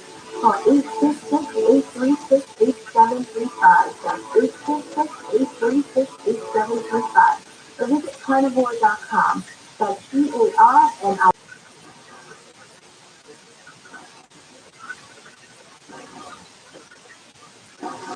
John, I promised to ask about a couple of songs, and then we'll go to the phone, because if I don't go there soon, I'll get killed. Lodi. So I asked about that because I grew up around Lodi, San Joaquin County, Stockton. I have family still in Lodi. My memories are of picking grapes and farm labor, not entirely positive memories. I would not want to be stuck in Lodi, but where'd that song come from? well, when I was a baby, really young, my family would go up. I grew up in El Cerrito, which is in the Bay Area, San Francisco Bay Area, and we would go up to a place in winters, and there was a little cabin they would rent for a couple weeks. And, I remember it as a really ideal thing. Um, but all during that time, we would go out, drive around, Central California. And so I heard about Lodi, also other places that I love, like Dixon, something like Tracy, some of these small towns. And Lodi just stuck in my, but I wasn't really a musician yet, but I was collecting things that sounded, I don't know, cool to me. It was a word that sounded like a song, even though I wasn't really going to, didn't know that I was going to do that. Another version of that same process was Green River, which I would see on the soda fountain list on the big bottle of syrup that was behind the counter. And I collected that. I mean, in a sense, I just said, I'm saving that Green River. It sounds cool. I'm going to do something with it. And I just, as in the case with Lodi, I didn't know what I was going to do with it, but eventually, when I grew a little older, I made a song. It came out of the sky. I think you told me once that that's from your love of old sci-fi movies. Oh, absolutely. Like movie kids in the 50s, and I thought it was very good actually. And the idea that a lot of these science fiction films were about aliens landing and trying to take over control of the population, that sort of thing. One of my favorites was what was that called? Invaders from Mars, or Invasion from Mars, because it's a little kid was the star of the movie, the main character. So anyway, it seemed to be a scenario of what would happen when this, this, and we're still talking about this, aren't we? When the actual ship finally comes down and lands in, on the White House lawn or whatever. And I was kind of turning it into a, um, kind of a reality show before there was such a thing. In the end, my character Jody wants to take possession and then sell it. That's what that song's about. One last song I'll ask about, then we'll take some calls. The Old Man is Down the Road, which is a great song, but you got tunes over that song for plagiarizing yourself, which is so popular. Well, yeah, what's the word? The Old Man Down the Road to me was sort of another scary, kind of brutally creepy idea for perhaps a movie. And I had to kind of condense all that and make it into a song. Um, and you're right, it's because that was my first record out of the box after being, keeping away for 15 years or so. The first, it sounded like me. That song, the lyrics, my voice, the way I treated the guitar, which is me playing my kind of guitar. Um, that recording sounded to people like a lot of my other music. And the old record company decided that they didn't want it to be too successful without them owning it, so they sued Roth. But it was part of that whole thing that went on with it. It's really unpleasant. And these days, I'm in such a happier place that, Yeah. I got you. We move on. We'll go to the wild card line. Bill in Los Angeles. Hey, Bill, what's on your mind? Hi, George. Mr. Fogey, I hope you forgive me, but instead of buying your singles as a 13-year-old in 1969, I recorded them off local AM radio stations on a 3-inch reel-to-reel tape recorder that still works in order to steal your guitar licks on Sweet Concert and Looking Out My Bed. And two quick questions. Were you inspired by Eric Clapton to abandon your 1960s distant humbucking distortion in favor of the mellow finger strat sound you both adopted? And exactly what is a hoodoo? I love Eric Clapton, and I wasn't sure that he abandoned his distortion. I figure that those sort of things are part of the overall bouquet, I guess you'd say, or the gumbo of an artist. Um, I certainly don't feel like that. A mysterious, perhaps able empathy, can be it's a shadowy thing. It might be an intelligent creature, or it might be a ghost, or it could even be some sort of spell. Maybe that's my understanding. That's a great word. First time caller, Mark in Missouri. You're on with John Fogan. Hi, guys. Talking to really cool dudes here. I met John down at New Orleans Jazz Fest. I don't remember what year it was. Got to shake his hand. Um, I guess I'll get to my question. Uh, do you have any thoughts about David Crosby? And do you know Carlos Santana? And What are they supposed to do? And in the birds, and particularly Crosby, Stills, and Nash. I mean, that's just, when you find a blend like that, when voices work together like that, it's truly exalted so much. It's rare when that happens. David was wonderful. Yeah, I've known Carlos since I was back in San Francisco at the Fillmore. Used to hang, when we were all kids. Loved to talk to him, and his bandmates that we were kind of in a similar position, striving to reach the big time. Thanks, Mark. East Rocky, Jeff in Montana. Hi, Jeff. You're on with John Fogan. Thanks for taking my call. And John, thanks for the music. Your music got me through some really tough times 30 years ago when I was a teenager dealing with cancer and stuff. But I enjoy your Latino music just as much as your hits. The thing with interviewers never asked about the Latino music, so I have a couple questions. Do you still have the rights to your songs with the Gollywog? Fire Fire is a really sweet song. And then my other question is related to your self-titled album, which I love. And I really hope for the bumper music I have Almost Saturday Night. But I think that's one of the best songs I've ever written. And that was your first album after you got away from fantasy. With Asylum Records, I think. And I wondered what it felt like to kind of get away from fantasy and start doing things on your own. And my CD re-release of that actually has a fantasy label on it, so I don't know if there's some weird stuff where they needed to get rights to do something. And I was looking for a bootleg of your unreleased Voodoo album, and I thought it was really good. But I heard that you're maybe talked out of releasing that, so I kind of wanted to know the story of how things worked with those two albums and about the Voodoo album. Yes, I'll tell you what. Well, that's a lot to chew on. Let's let John respond to some of that. John? Well, sure. First of all, I just want to say that my relationship now with music and record companies is very good. I'm very happy. It's been like a weight has been lifted off me that I've been there most of my life. And I just, this is a blessing, what has happened. Worrying too much about, things that have happened that maybe were negative, because now I'm whole and I'm playing with my family and just loving life very much.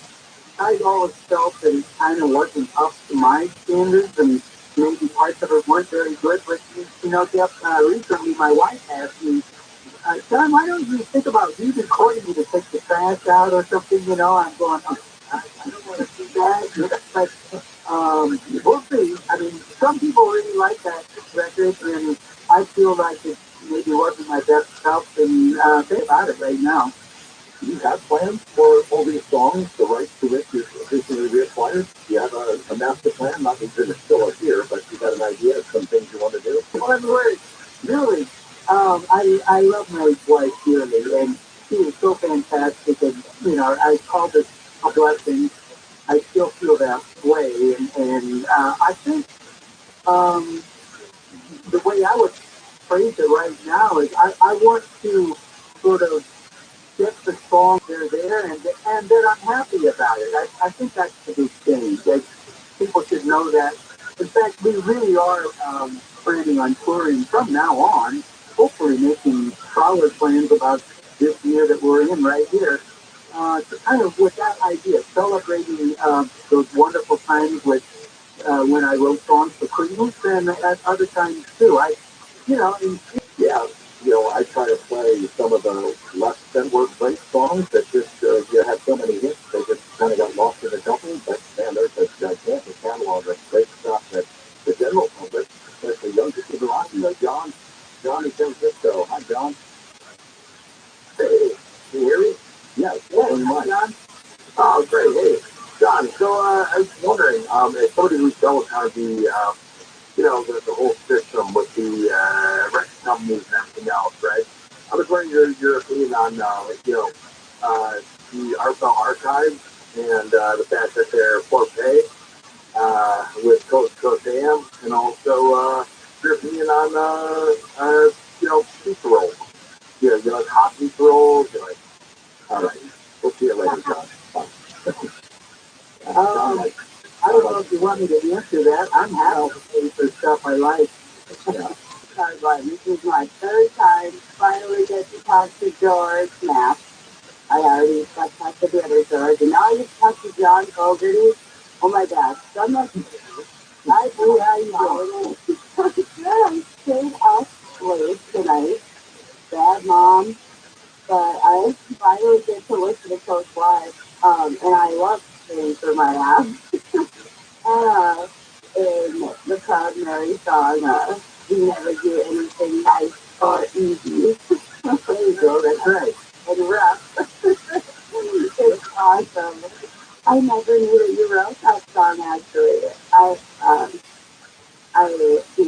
listened to CPR growing up. I had good parents. So they, brought me on to the good stuff and I guess like I wanna know what your favorite topic on Coast to Coast is.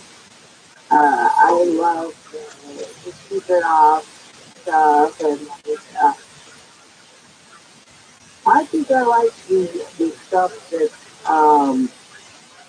shows what do you call it, a telepathic connection and perhaps even with so-called aliens that maybe that talks about a lot maybe the multiverse rather, in other words, in another dimension rather than thousands or hundreds of thousands of miles, millions of miles away. Maybe it's right here, just in a different frequency. I find all of that kind of thing very fascinating. Bree, thank you for the call. We're going to Mike in Denver. Hey, Mike, how you doing? George, good morning. Thank you so much for taking my call, and I just want to compliment you on this interview. It's been absolutely outstanding. And John Fogerty, thank you so much for your music, and also for your kids' music. Tyler and Shane, they are amazing artists in their own right. So I wanted to say thank you. And thank you for that. Absolutely. And so, John, what I wanted to ask you about is one of my favorite songs of yours in CPR, Down on the Corner. Obviously it wasn't a huge safety song, but more of a fun song. Could you talk about how Down on the Corner kind of came to be? And what that song really means to you after all these years? Down on the Corner. Sure, one of my favorites. By the way, I love songs like that. One Bully is one of my very favorite. Yelling at me, I was like, yeah, I had seen an ad in the newspaper. It was about Winnie the Pooh, who, by the way, is still part of my family and part of the culture in the Fogerty family. I share that with my daughter, Kelsey, and she's 20 now, but for 20 years we've been talking about Winnie the Pooh. There was an ad in the paper all those years ago. It said something like, super Pooh package. and you could send away, I think, for either some books or some recordings of Winnie the Pooh. And I looked at that phrase because I had young children at the time, so this was in my heart. Um, and it, Winnie the Pooh, and it was, and I said, it looked like an awesome character, a cultural event almost.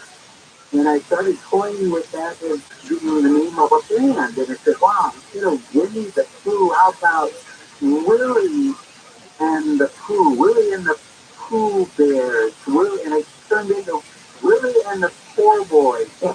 And I started writing a song about this mythical band that would be down on the 12th. I just said it. So it would be out in the street, right, with their little instruments, with, like a little watch tub and a scratcher and all that sort of thing, maybe a harmonica.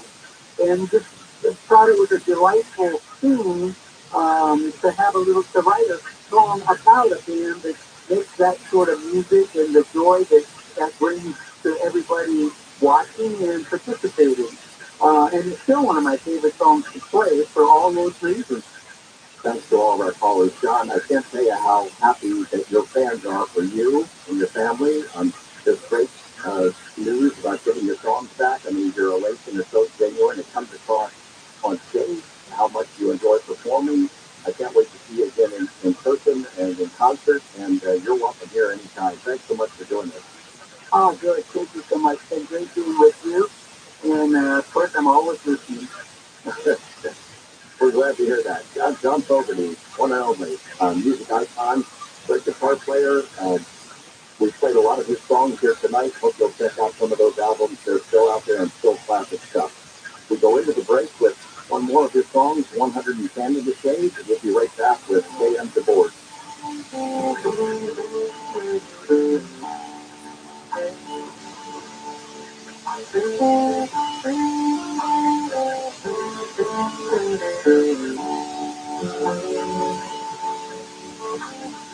Well, out here in the cotton field, sun beating down so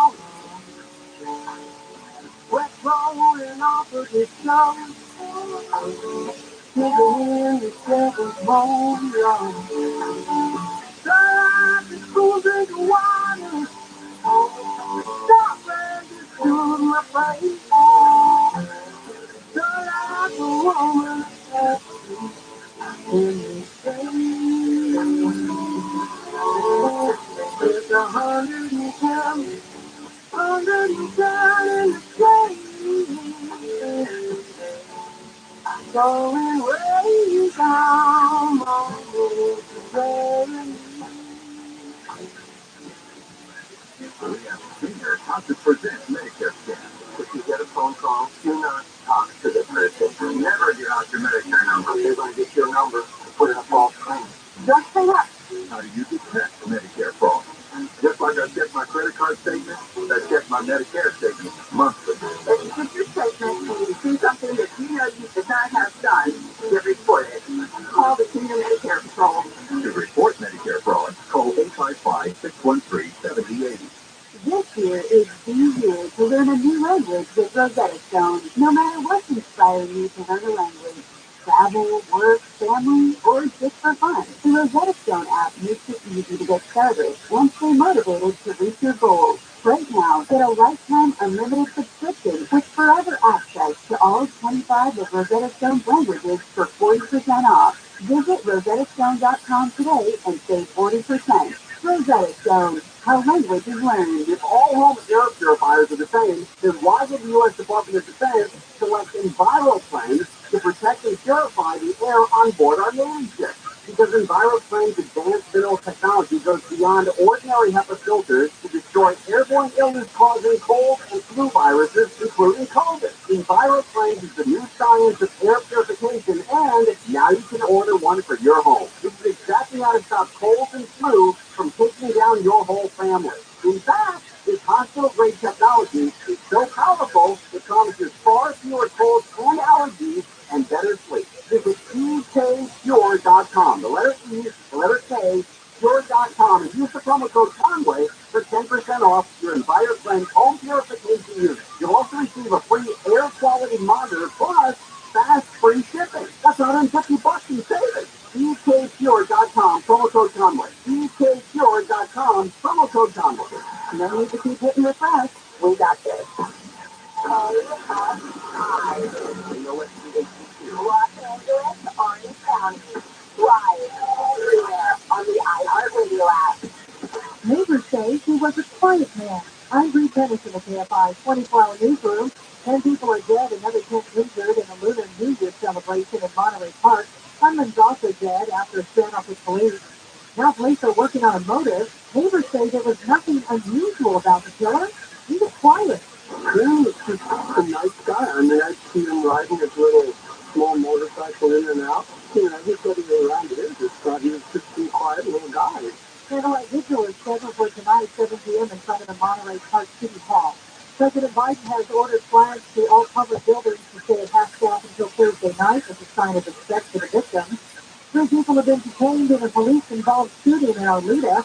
No one was hit by gunfire. Officials were conducting a stolen vehicle investigation and 3 people turned towards the officers.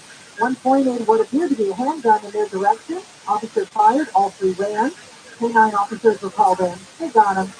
There's another horse death in Santa Anita. A 4-year-old colt named Tesson died after suffering a training injury. This is the first racing or training fatality reported this year at Santa Anita.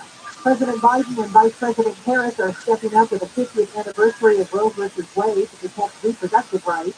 To make sure that doctors can legally prescribe, that pharmacies can dispense, and that women can secure safe and effective medication. The IRS says tax filing season starts today, and they say they're ready. They have hired 5,000 new workers to handle customer service calls. Gusty winds are picking up. They'll stay with us through Thursday. We could see wind gusts in the 45 to 50 mile per hour range, covering Santa Clarita, the Inland Empire, and Orange County. South on weather from KFI, clear skies, gusty winds, highs to mid-60s. I know it's 51 of the Big Beach. Little Park is 48. 47 in Ventura, and 51 in Santa Monica. We lead local from the KFI 24-hour newsroom. I'm Bree Tennis. In Woodland Hills, there is a work zone 101 southbound from Topanga Canyon all the way to Havenhurst. 2 left lanes, and if you step down for road work until 6, expect delays in that area. San Francisco rebound, we have this news. Earlier fast that was on the 5 northbound at Magic Mountain Parkway has been cleared to the right shoulder. You're driving up the whole season in that area. And in Griffith Park, which is on the 134 eastbound, right before the 5. We have debris in the carpool and left lanes there. JC's going to be running a break. KFI, this guy helps get you there faster and brighter. They always seem sharp. Did you hear the news? Yeah, California Utilities Commission just changed the rate by which solar customers are credited for their power output. It's called Net Metering 3.0. It's now the law, and no one is happy about it because it means getting 75% less credit from the big power companies. But good news is there's a grandfathering period, and you can still permanently lock in the awesome rates of Net Metering 2.0, but you need to have your solar documents filed by April 14th. The point is this: if you have ever thought about going solar, now is the time. Which means now is the time to call Sunlux. Sunlux will walk you through how to lock in Net Metering 2.0 by the April 14th deadline. Even if you're not ready to install the system, call Sunlux and get your solar documents filed. There is no time to wait to lock in the best returns on solar you will ever see. Start today at sunlux.com. Sunlux.com. PSLB 1008274. Bridgewater, the Hit Fiction Podcast is back. A supernatural thriller presented in immersive 3D binaural audio. The Bridgewater Triangle. There is some kind of mystical force in this region that attracts monsters and paranormal activity. There's something beyond our understanding going on. Starring Supernatural, Lisa Collins, The Walking Dead, Melissa Ponzio, and Rogue One, Alan Tudyk. Written by Lauren Kippen and created by me, Aaron Macy. Listen to Bridgewater on the iHeartRadio app or wherever you get your podcast. This is hard to admit, but when I was in junior high school, I was bullied so badly, I cried. Hello, I'm John Coyan, founder of Rooter Hero Plumbing. I was named O'Donnell after my grandfather, but as a kid, I was teased for having that name. So I changed it to John. John is the English version of O'Donnell, and it maintains the honor to my grandfather. My family and heritage are important to me, so staying true to myself and Rooter Hero Plumbing are important. Staying true to Rooter Hero Plumbing means being true to you and delivering world-class service. That's why my cell phone number is on the back of every Rooter Hill Plumbing business card. Call us at 866-377 and we'll cable your line for $77. That's 866-377. Thank you.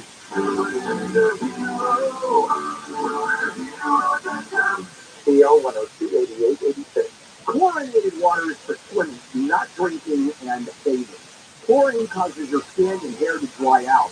How about upgrading to the Light Source water system? Our Light Source system filters your water from every tap, reducing the harsh taste and feel of chlorine.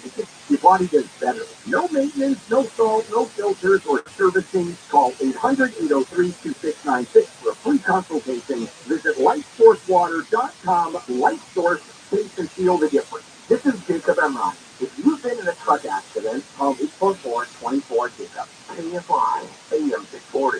KFI, AM 640. KFI, AM 640.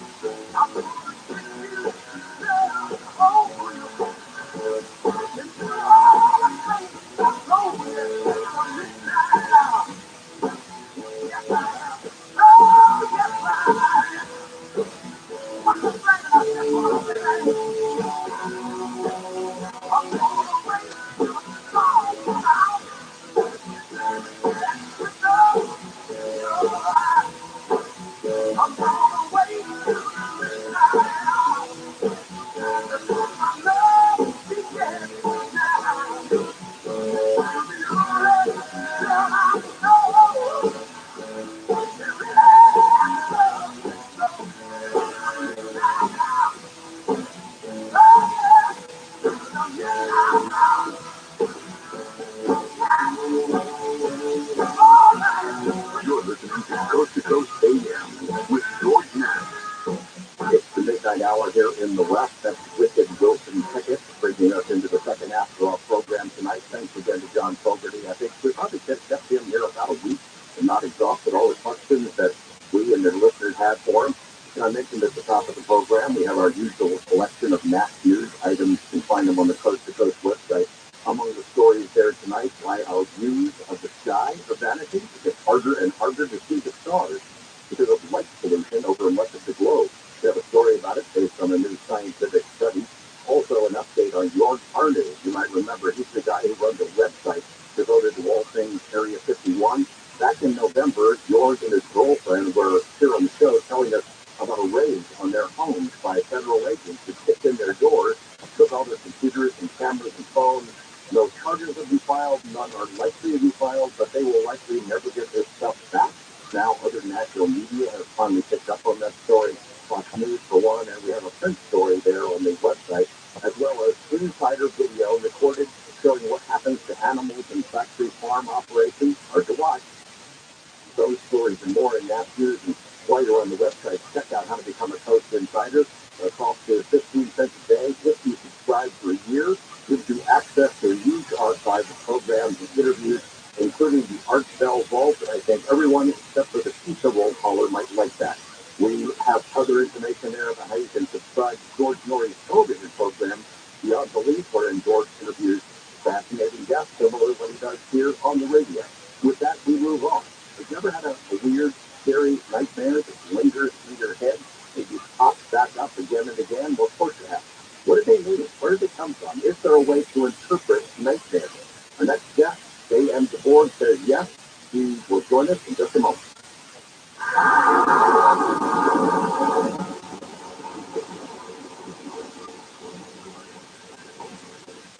2022 was the worst year for the stock market since 2008. What does 2023 hold, and do you really want all your eggs in that basket? Get diversified in your assets, and you can do that at bullionmax.com/co. Physical gold and silver bars and coins, and they'll ship them directly to your home, fully insured. There you can store them in your safe for a time you might really need it. Look, if paper money becomes worthless, if the stock market completely collapses, wouldn't it be nice to have something for emergency? Start building your reserve at bullionmax.com/co. We put together a silver starter kit, and you're going to get a solid one-ounce silver Austrian Philharmonic coin, an Aztec calendar coin, and a silver dragon silverback. But these are only available at bullionmax.com/co. And with our custom packages every month, they go very fast. Protect your savings with silver at bullionmax.com/co. I didn't think it was possible to meet someone like Susan. We just clicked after realizing we each have a strong sense of self and share the same core values in life. After taking our advanced personality test, Daniel and Susan matched on Silver Singles, the secure dating site for 50-plus singles who know what they want. Sign up today at silversingles.com/love. That's silversingles.com/love. Lead actors representing true customer testimonials. Names have been changed.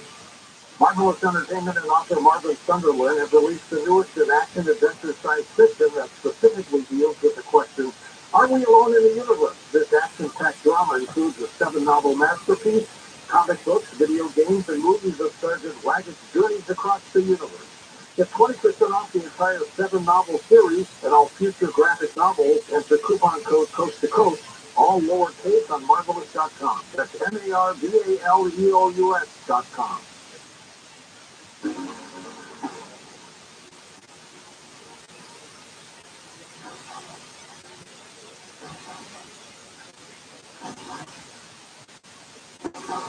Welcome back. J.M. DeBoard is a best-selling author of several books about dreams and is the creator of Dreams 123, the process of dream interpretation, known worldwide for his ability to demystify the subject of dream interpretation. Mr. DeBoard sets his sights on the dark side of dreaming in his latest book, Nightmares, Your Guide to Interpreting Your Darkest Dreams. Jason, welcome. Hey, George, it's a pleasure to be on the show. Thank you for having me. Do I call you Jason or J.M.? Let's just go with Jason. Okay.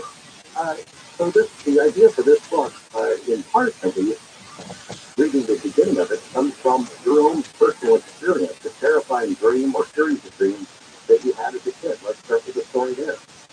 All right. Well, when I was a young child, I had a dream that I was just hiking down the neighborhood along the streets of my neighborhood.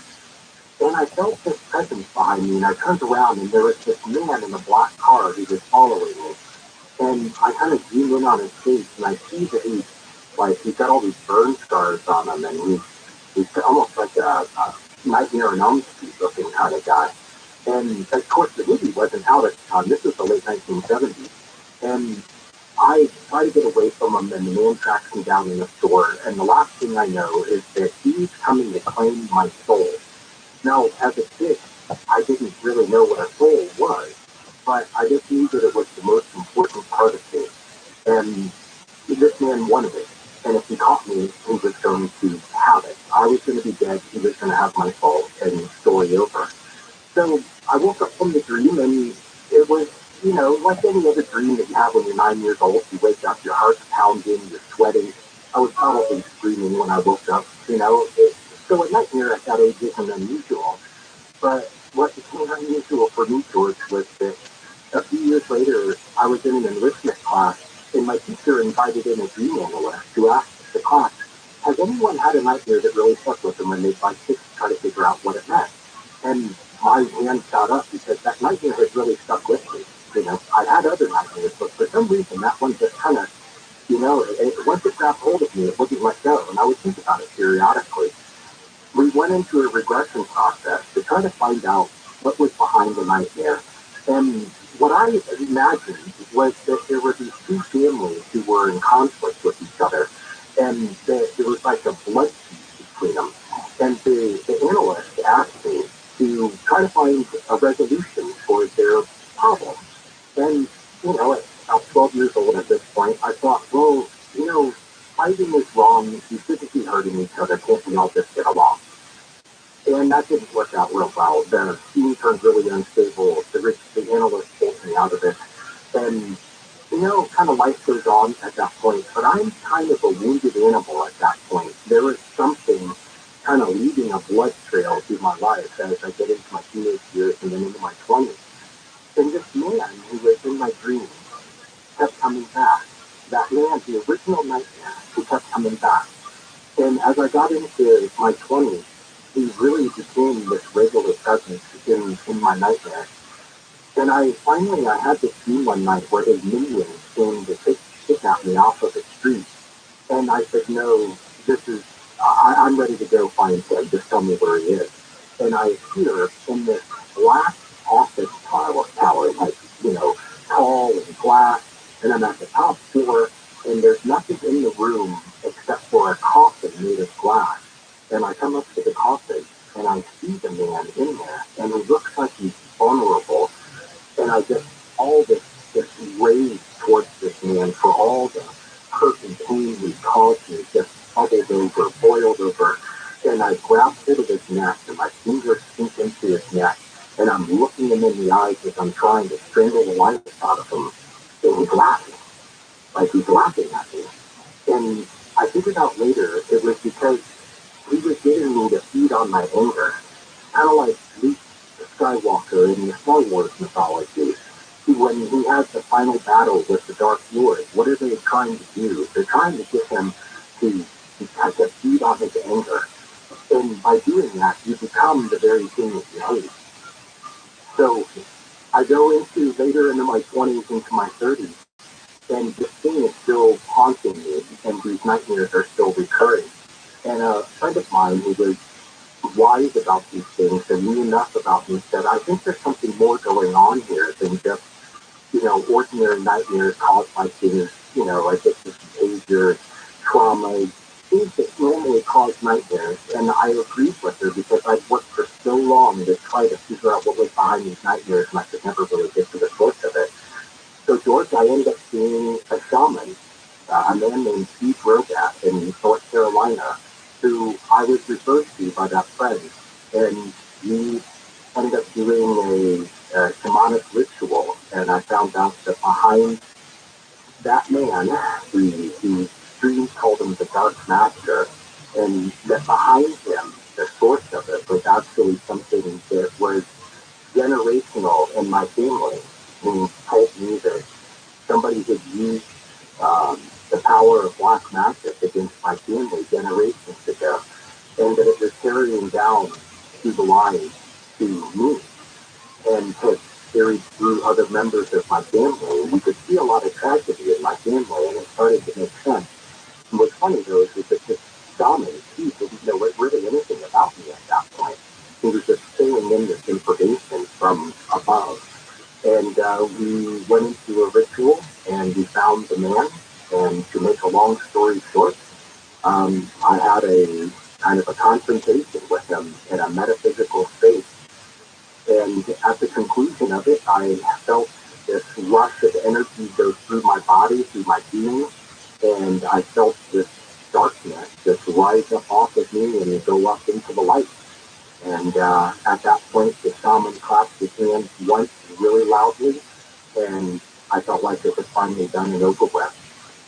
And so that's what led me into writing about nightmares, because I had a personal experience with it, that I felt like people who maybe have experienced something like generational nightmares would relate to, and that they needed someone like me who's known as an expert about, dreams, to be able to validate their experience for me. So as I read your story about being in school and doing a hypnotic regression there into your classroom, thinking to myself, wow, imagine a lawsuit that would happen if that happened to some student. Yeah, that was the early 1980s, and it was an enrichment class. And, George, the teacher in that class, Mr. Whitmore, I'll never forget him.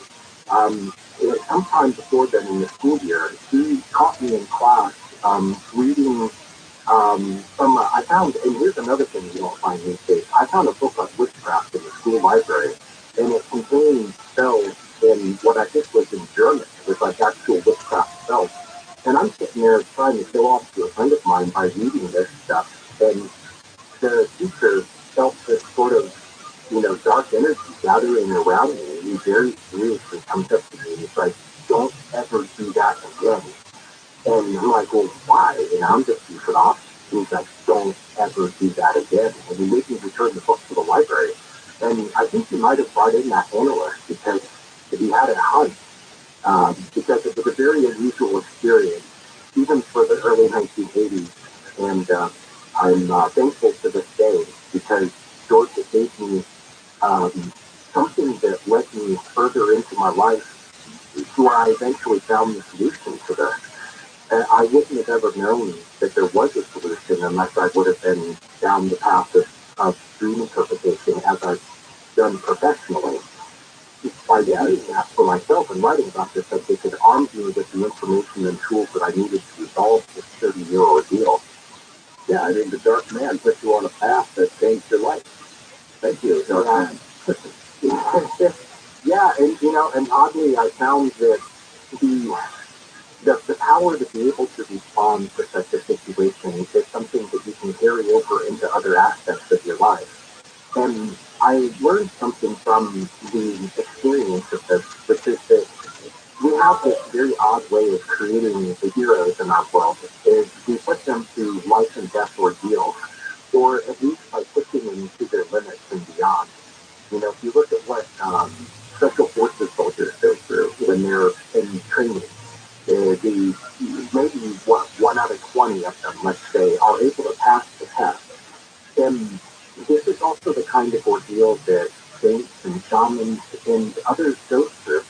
We seem to have this thing built into deep into our own minds that will create challenges for us.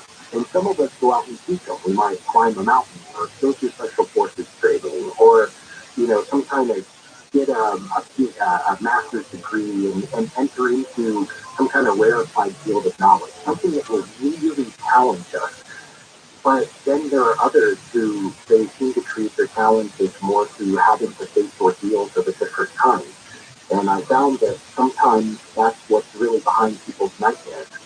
They want the challenge to be able to overcome it. And the thing about it, George, is that it's kind of an all or nothing deal. I mean, it's kind of do or die in a way, because that experience that I had could have not ended up so well for me. I know other people who didn't make it through those kinds of ordeals, and they end up crushed by them.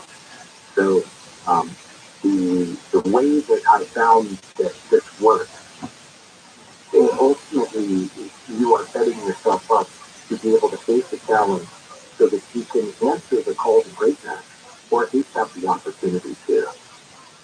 And they're all nightmares, metaphorical in the sense that they're not literal to the events that you recall from your dreams or nightmares, that they're all allegorical, metaphorical, and you got to figure out what your brain is trying to tell you. I find that there are layers to it, and yes, most nightmares, dreams, are metaphorical. They're little stories that are told to help you to learn. And they use metaphors because they get around the ego's defenses and barriers. Metaphors leap right over top of those barriers and defenses. And so that's one reason why dreams speak to us mostly in metaphors. However, there is an objective side to some dreams. Louis Fonfon, who was a student of Carl Jung, said that around 20% of dreams are objective, meaning that they're speaking more literally than they are figuratively, and that you are going to have everyone, almost nightly, is going to have dreams that are objective. When people, though, have these experiences like I had, I think that it's better to approach it where the odds are in the favor of it being something metaphorical, because it can easily, for one, you can mislead yourself into thinking that a nightmare is something more than what it really is. Most of them are stories that are told using the language of symbolism, which is just what an ordinary dream does.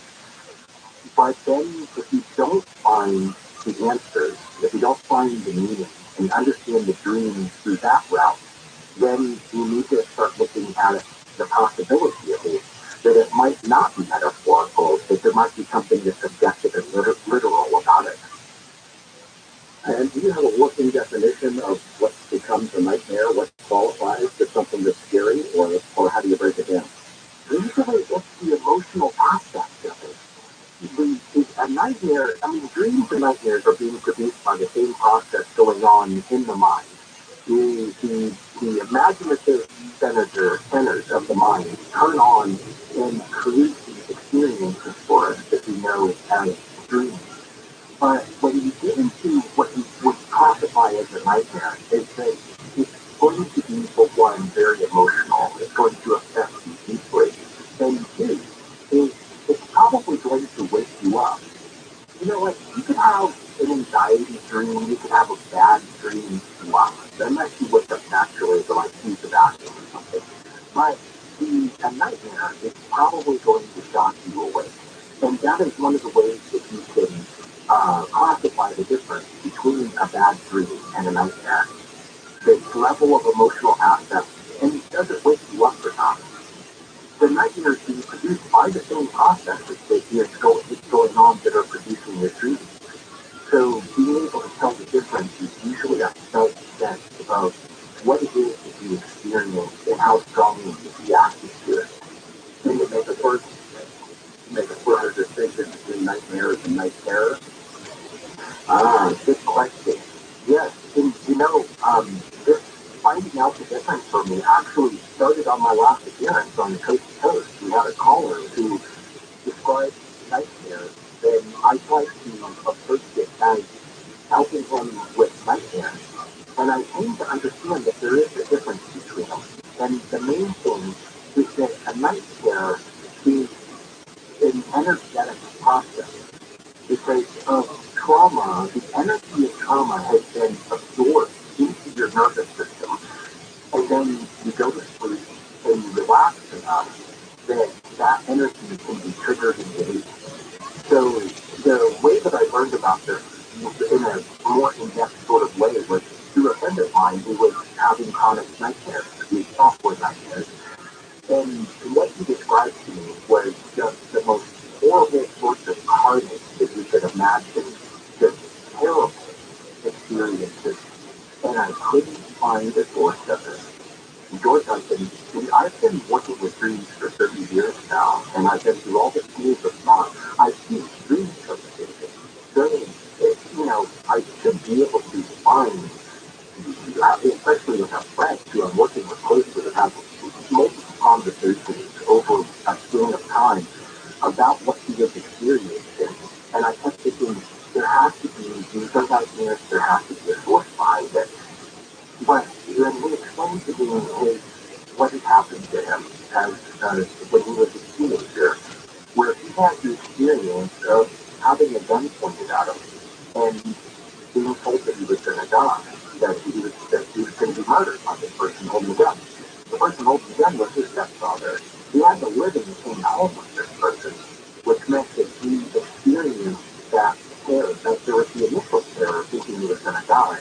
But then there was also the daily grind of living with someone who was that callous and dark-hearted, and the fear that he lived under imprinted this kind of into his nervous system. So there he was 30 years later, and he's been out of that environment for all that time, but the trauma of what he experienced was still trapped within his own body, within his nervous system. And when he would go to bed at night, it was released. And then it became a night terror because it's just the imagery that you're experiencing is creating the imagery, but it's the input that it's confusing. It's not the traditional input that gets turned into a nightmare. A nightmare, because we're going to have to take a break. The Beatles will telling us we're going to take a break here now, talking about nightmares. Your guide who interpreting your darkest dreams to escape from the board. Beatles, take us into the break.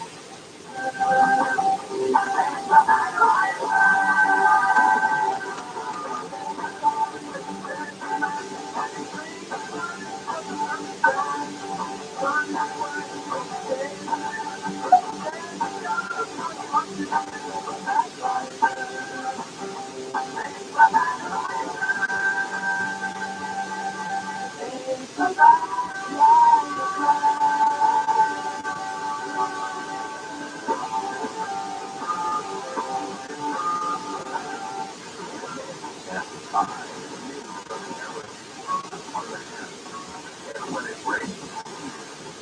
Bree Henderson at KFI 24-hour newsroom. He was a nice guy that kept to himself. I see him riding his little small motorcycle in and out. And everybody around here just thought he was just some quiet little guy.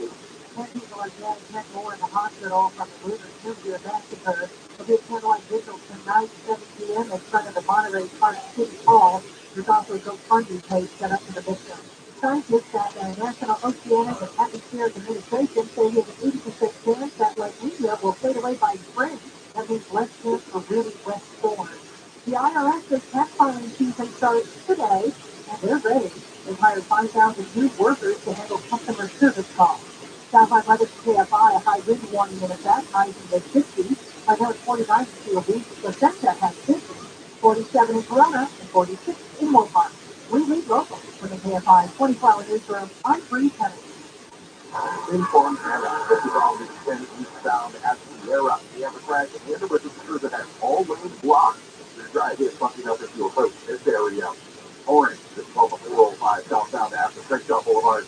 We got this from an earlier crash, picking up the two right lanes, blocked the flowing in that stretch. And the St. Florida, this is on the 5 southbound at Magic Mountain Parkway. We have Soul Gateway taking up the right lane in your drive is fucking up as you approach. KFI, the guy will get you there faster on Friday. Is it getting harder to find new customers? After all, it's one thing to run a business and another to grow it, especially these days. But what if you had access to everyone listening to news right now? Access to all the customers in your area. As the number one audio company in America, iHeartMedia gives you access to all the customers you need to grow at a fraction of the cost of digital, video, and social advertising. Starting today at iHeartAdvertising.com. That's iHeartAdvertising.com. The podcast Murder in Miami traces the connection between the killing of a private investigator and the international money laundering scheme. It's a shocking, surreal story of spies, smuggling, and corruption in the city that was the nation's cocaine and murder capital in the 1980s. Did they tell you who he was running the gun for? Well, it was obvious. The CIA was running that show. Listen to Murder in Miami on the iHeart Radio app or wherever you get your podcast. KFI, AM 640, more stimulating talk. This is my lucky day. I can't believe my good fortune. You're looking at spam folders? Did I give you the list of things I won just 277 this morning? A Ninja Cool Grilling Grill. I won a DeWalt Power Station. I did cooler. A clean leather backpack. I really a pizza oven. I did keep winning. I'm on a roll. I mean, there's one dirty one in there. It's done again. Like you believe that. Live 1 to 4 p.m. on KFI and on demand anytime on the iHeartRadio app.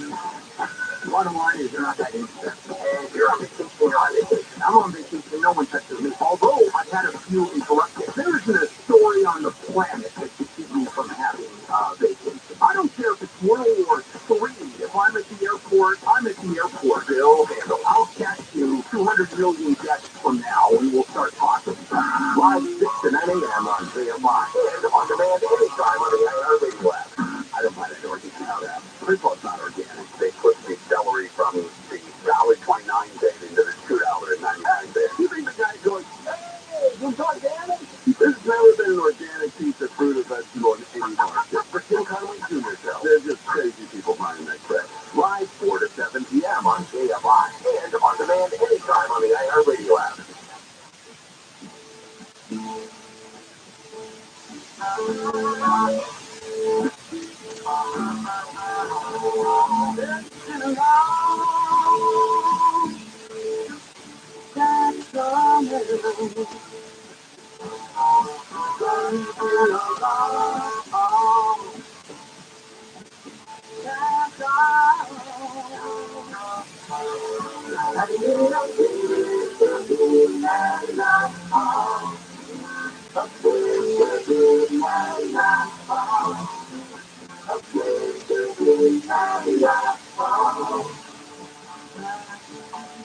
It's a long, long, long, long time before the dawn.